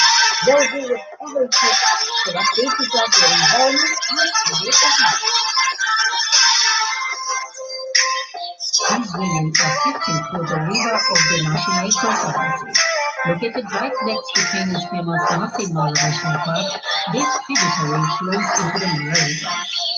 Natam initiated the cleanup. He paid the women from the nearby villages $5 a day for their work. This is the most important watershed in this part of the Nile. The local community relies on this water for their usage for cooking, cleaning, and even also livestock and wildlife. Unfortunately, the river is heavily polluted because of the activities of the urban areas upstream, the tourist towns. Olivia and his wife were both trained in this area. They were founded in his life a conservancy run by the local mountain community. Unlike in other natural reserves, wildlife, people and livestock coexist. Naturalize itself is a very important symbolism, allowing wildlife to migrate, especially elephants, which normally access this area for fasting, and also the game migration passes through this corridor all the way to the other conservancy. This area has always belonged to the local community, but with growing communities and firstland, the wildlife was moved. To close the conservancy 4 years ago, the community members pulled down their fences, and 2 years later, the wildlife returned. The biggest problem facing wildlife today in Kenya is not actually poaching, as people might actually think of it. It is the lack of space. And that space is with community. So communities have to be at the center of conservation. The members of the conservancy largely rely on funding from donors, and only a fifth of its income is generated by tourism. But this year, the corona pandemic has devastated tourism this year. Without the tourists that visit the Mara each year, many only rely on their livestock as they lost their jobs as rangers in hotels or traders in the local markets. Everything has become difficult. Getting food is a problem. There are diseases all around us. We are just locked down at home and can't leave the village. Through crowdfunding, the Nashilai team has been able to provide food aid to the villages. It's a lifeline for now. It will take a long time before tourists will start coming back. By their visits, they help to protect Kenyan's wildlife. But conservationists like Ole Riya worry that this may no longer work. So we need a paradigm shift in the conservation movement to find out other alternatives to sustain the important work that is done in conservation. It's work in progress, but Ole Riya hopes that involving the local people in this process will build more resilient communities and help nature too. How much trash washes up in Kenya's Mara River, and which areas of the ocean have the biggest plastic waste problems? You may be wondering, and we are wondering as well. Well, all this can be seen not only from the ground level, but also from way above on high-resolution satellite images. There's several web platforms and apps that make this complex data available with a simple click or swipe. Knowing where action is most needed also helps us to fight against pollution Get your gadgets out and have a go. Fighting pollution in city parks. That was the aim of the online call which hundreds of people in Berlin followed. The cleanup call was based on data collected by volunteers who had discovered many polluted places in the German capital. Plan A supported the call. The startup's focus is environmental protection. Climate change is not one problem. Climate change is a lot of problems that are intertwined, and our data approach helps us actually untangle this complexity. We use the data to pinpoint exactly the locations and the types of issues that happen around the world that need to be immediately acted on. The Berlin-based startup analyzes data from research institutions around the world. Based on its findings, Plan A contacts individuals, companies, and community groups in the affected areas worldwide. They publicize their projects and allow users to help fund them. Data analysis can help to identify and address environmental problems more quickly. Litterbase is an online database that's open to everyone. Graphics show the results of more than 1,000 scientific studies on marine pollution. On a world map, it's easy to see where research expeditions have already taken place. The latest results from the worldwide scientific community are regularly fed into the database. The aim is to make the global issue of marine pollution more accessible and easily understood, including to non-scientists. Nowadays, nobody reads anything anymore, especially because of social media, and people like to have pictures. Having these maps and these analysis graphs are really providing useful information in really short time to the public. Another example, the Global Forest Change database at the University of Maryland uses a map to show the state of the world's forests. Since 2013, users have been able to call up info based on satellite images. They can see the effects of forest fires, illegal logging, and reforestation over long periods. The platform is also dedicated to protecting forests and their inhabitants. It combines satellite technology with open data and crowdsourcing. Data platforms make the problems more visible. And with an app, everyone can do their bit to help tackle them. The CO2 tracking app Reforestum focuses on individual consumption, and it gives you the chance to create and manage your own forest. The Oro Echo app is similar. Enter your daily habits with a few clicks, and the app will calculate your carbon footprint and show you how to shrink it. It also invites you to be a climate hero by supporting carbon offset projects that help people and the planet. For the digital activists in Berlin, mobilizing people is an important factor in tackling the global problem. The climate protection has made people scared, tired, and unclear on what they need to do, I think because of the language that is being used. We speak in a way that doesn't necessarily explain to people what the issues are.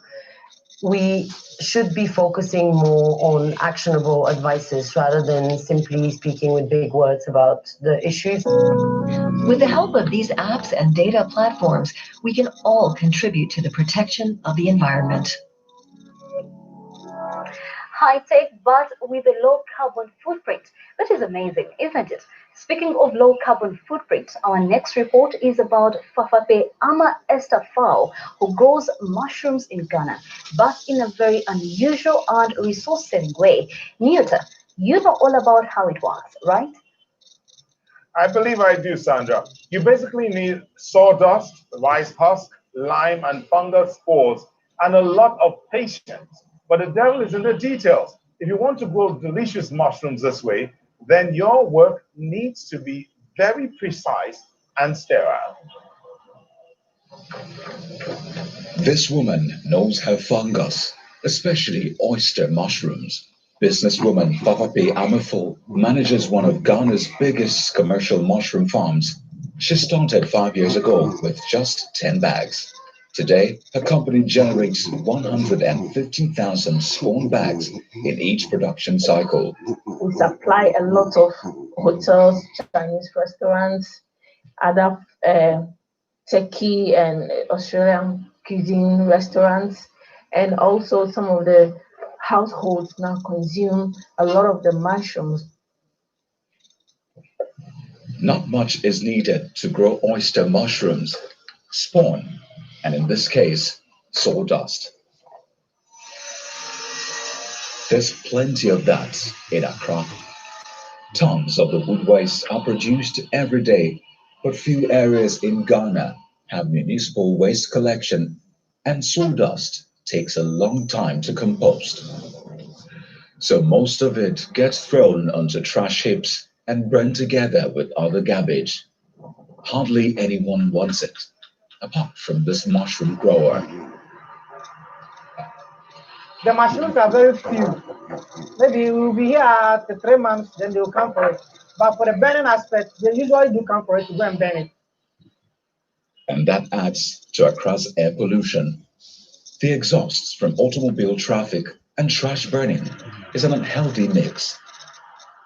Reducing the amount of air pollution was something Fafape Amafo took into consideration when she set up her mushroom growing operation. There are many options to use as a substrate for the production of oyster mushrooms, and I chose soda because of its environmental hazards. Every couple of months, a large delivery of sawdust arrives at the farm. One of the challenges we face as a mushroom producing company is the transportation of the raw materials from the sawmills to the farm site. Meanwhile, the sawdust in itself is absolutely free. Preparing the substrate is simple, yet labor intensive. The sawdust is first mixed with rice bran and quicklime. This mixture is then pressed into thousands of small bags. This will be the growth medium for the fungi. In barrels, the bags are heated to 100 degrees Celsius to kill off microorganisms. Only then is the substrate inoculated with a mushroom spawn. It takes at least 6 weeks for the first fruit bodies to pop up. I have over 100 workers now, both men and women. For the harvesting, I have like 2 groups. Some come in the morning and some for the evening. Demand has grown during the coronavirus pandemic. Eating mushrooms is considered to be good for the immune system, and because of their relatively high protein content, more and more people see them as a healthy substitute for meat. The oyster mushrooms cost a lot less than beef, which is another reason they are gaining in popularity. Most of our kebab are made with beef or chicken. This is amazing. I love it. If more people produced and consumed regionally grown produce like Fafapefo's oyster mushrooms, it could have a sustainable effect on Ghana's environment. They look great. I need to try those. Maybe we'll soon have sawdust mushrooms here in Lagos too. We hope you enjoyed the show and that you've taken away some ideas and inspiration. That's all for this time. Goodbye and see you soon. I'm Neo Taigwe. I'm already looking forward to next week.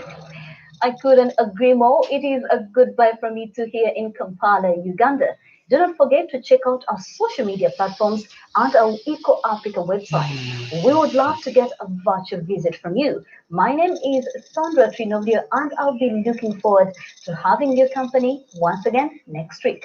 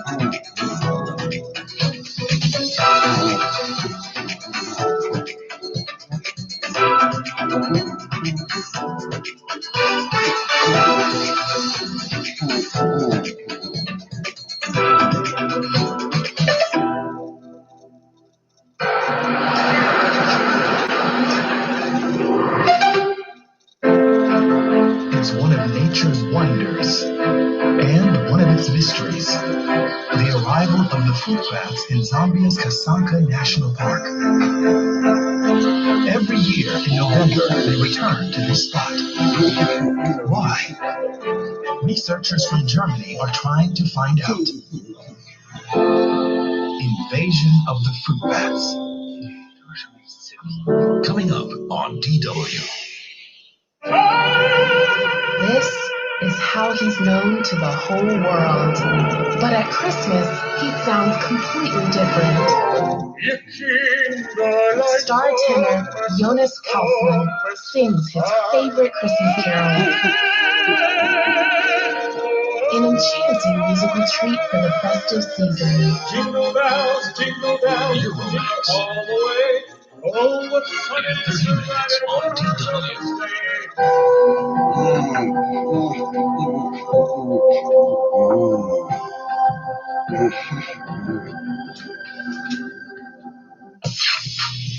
How does a virus spread? Why do we panic buy? And when will all this end?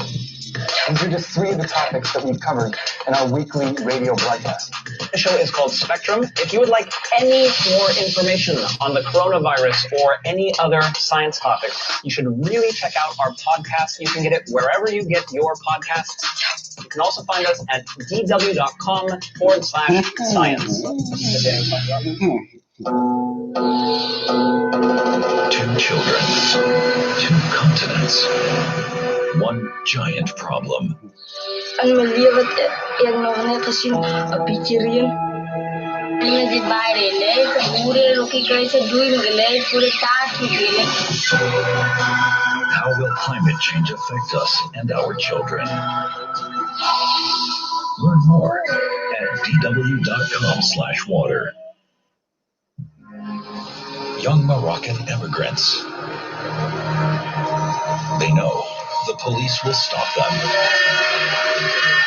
They know that the road is not a solution. They know their flight could be fatal. But going back is not an option. Isma, Ayman, and Rabate are stuck in the Spanish border area. Alongside other young people, they're waiting for a chance that will probably never come. Shattered Dreams starts January 18th on DW.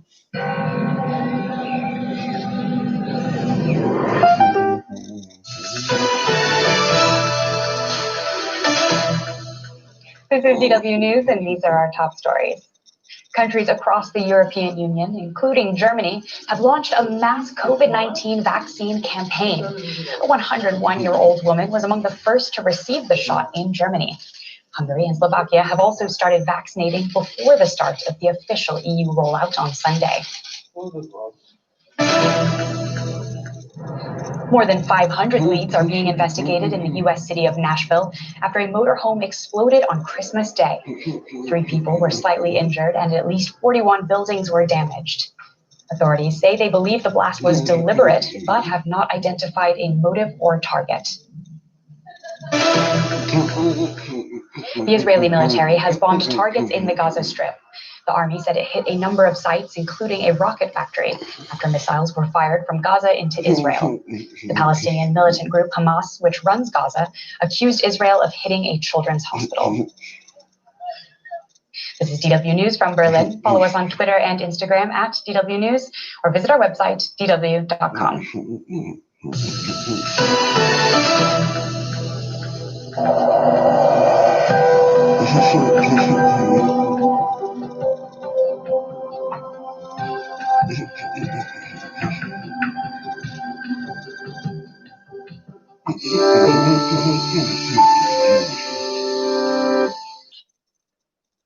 us and secure it. Coming. England, Wales, which may lead to major disruption, flying debris and power cuts. Sky's Rhiannon Mills has this report. Graham Windram was fighting against the floodwaters to save his home. His 25-ton barge washed onto the riverbank in Great Barford. Search and rescue helping him to get it back into the river and try to secure it there. With all his belongings on board, it has been a Christmas like no other. I've been quite happily moored there. I live there, obviously, so I go to work every day. So getting on and off the boat's been fine. The last 2 days I had to basically abandon ship, and we've had to make precautions now today to steady the boat. You can't see anymore where the riverbank ends and the fields and people's gardens usually start. And actually, if you drive around Bedfordshire, it's a similar picture in lots of places, this enormous sea of water. Now, they are still living in Tier 4 restrictions here, but police and other agencies have said that if people need to leave their homes, they can take whatever precautions they have to, even if it's outside the restrictions, if the floodwaters become a danger to life. From Christmas Eve, the waters have been rising along this stretch of the River Great Ouse, with people in 1,300 properties urged to leave their homes. One of 3 severe flood warnings in place, with another 2 in Northamptonshire. The centre of Bedford was causing concern first thing. Many say it's not been this bad for over 20 years. On Christmas night, locals dug these trenches to keep the waters back. Jan Schofield says the community spirit of lockdown kicked in again. Everyone rallied round last night from about 6 o'clock all the way through to 3 o'clock this morning. People, local neighbours were digging the trenches, bringing sandbags. Some guys with big trucks came and pulled out the huge trees that you can see over the road, which were getting stuck underneath the little white bridge, Newham Bridge, and that really cleared the waters. People were staying awake all night, obviously not knowing whether it would come over the road. For those in charge of the response, COVID has been at the front of their minds. Please don't be heroic. Please follow the guidelines. Do not do anything that's not appropriate. And also, COVID's not gone away. This hasn't suddenly allowed COVID to disappear. Bedford's figures remain absolutely high.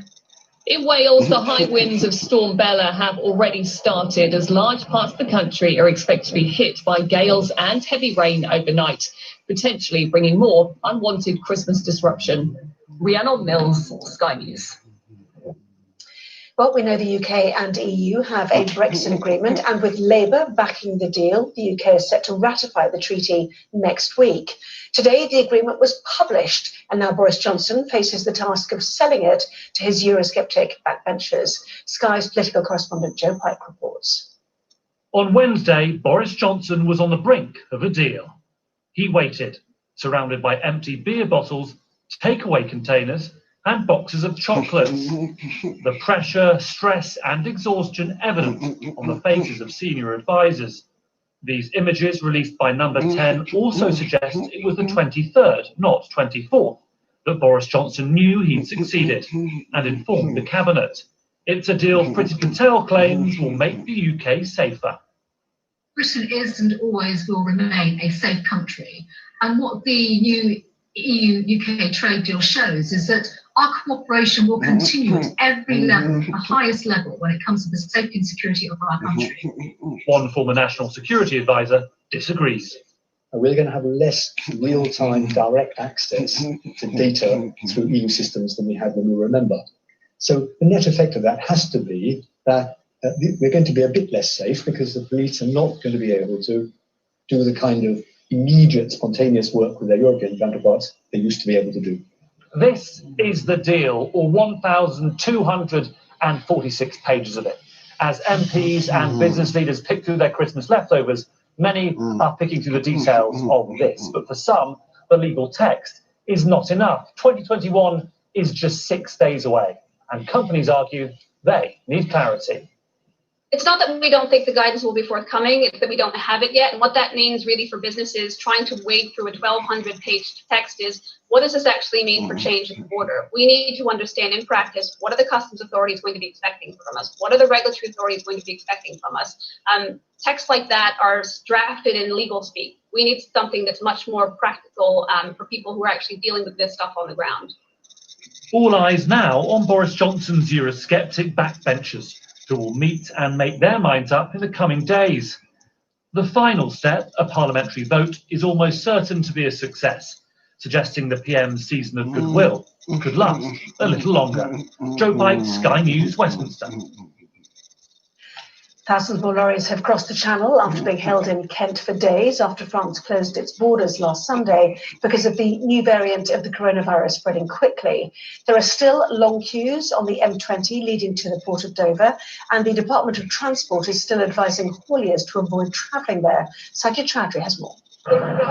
These British soldiers are testing foreign drivers to curb the spread of coronavirus on continental Europe.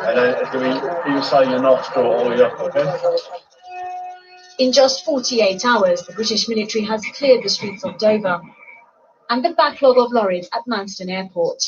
The truck drivers have actually been incredibly cooperative, given this is like an incredibly difficult situation for them. And some of them have been out here for a long time. But the whole process has actually been a lot smoother than we envisaged it would be. And now they're working their way through the miles and miles of lorries still stuck on the M20.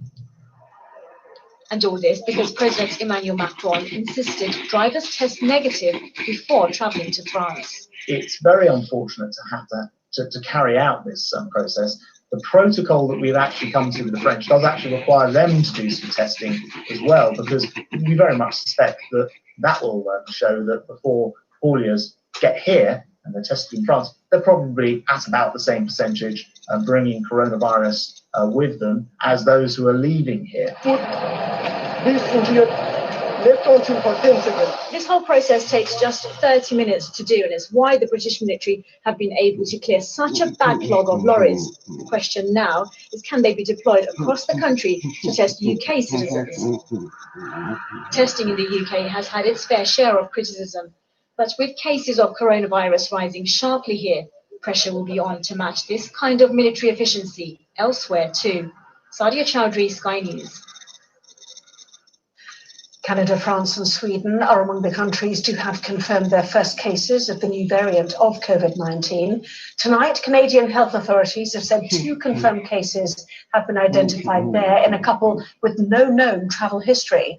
Earlier, France said a man who'd recently returned from London tested positive for the variant. Japan has also confirmed 5 infections in passengers who recently arrived from the UK. Cases have also been reported in Ireland, Germany, Denmark, Australia and the Netherlands. Hungarian health workers have been getting vaccinated with the Pfizer-BioNTech vaccine today, despite the coordinated vaccination rollout across the EU planned for tomorrow. Shipments of just under 10,000 doses have been arriving in countries across the region, with European Commission President Ursula von der Leyen describing it as a touching moment of unity and upsetting the planned start. A new antibody treatment is being trialled in the UK, which it's hoped might give protection to people exposed to COVID-19. It's designed to benefit patients who may not respond to vaccines if they have a compromised immune system or other conditions. So far, the University College London Hospitals Trust has injected 10 people with the drug, which was developed by the pharmaceutical company AstraZeneca. What AstraZeneca have done, have modelled lab-generated antibody on the antibodies that a human would make to this virus. So instantaneous virus antibodies injected is the treatment that we're trialling. So the principle is that if we give an immediate dose of an antibody to a person who's been exposed to SARS-CoV-2, they might not go on to develop the disease COVID-19. Investigators say they have identified a person of interest following the Christmas Day vehicle explosion in Nashville, Tennessee. Authorities have praised emergency services for clearing the area as a speaker on the camper van announced that it would explode. 40 buildings were damaged and 3 people injured in the blast. Sally Lockwood reports now from the US. Oh, God. The Christmas Day explosion that shook downtown Nashville remains much of a mystery. The motive for this bombing and who is responsible have not been confirmed, but the FBI is investigating a person of interest. Police were already on the scene, responding to reports of gunshots and of a suspicious motorhome that was captured on the move 5 hours earlier.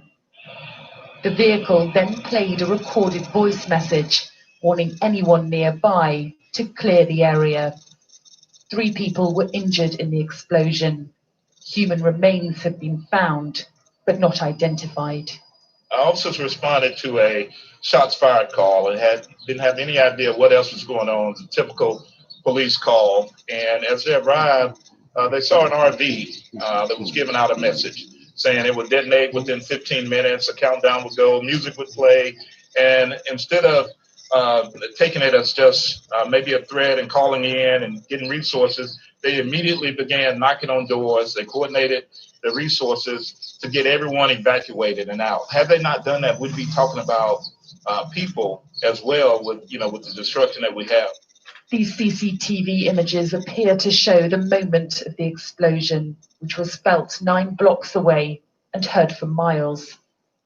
Investigators say they've received more than 500 leads or tips from members of the public. The explosion next to an AT&T telecoms building knocked out phone lines, leaving some to ask if this was the intended target. This doesn't strike me as a classical terrorist attack, in part because it was not meant to generate mass casualties. And what we've seen, certainly in terms of militia attacks carried out in the United States, they have been intended to kill a lot of people. Here, the hour at which the explosive was detonated, the fact that there was a warning in advance, all suggests that it was not a serious terrorist attack. Police haven't confirmed if anyone was in the motorhome when it exploded, but investigators say there is no manhunt and no active threat. Nashville may now be safe, but it's left very shaken by this terrifying act. Sally Lockwood, Sky News, New York. Well, the Cold War was not fought by tanks and aeroplanes, but by mysterious figures moving in shadowy corners of Europe. The stories of subterfuge captured the imagination of the public, among them that of George Blake, a British traitor who managed to break out of prison and escape to Russia.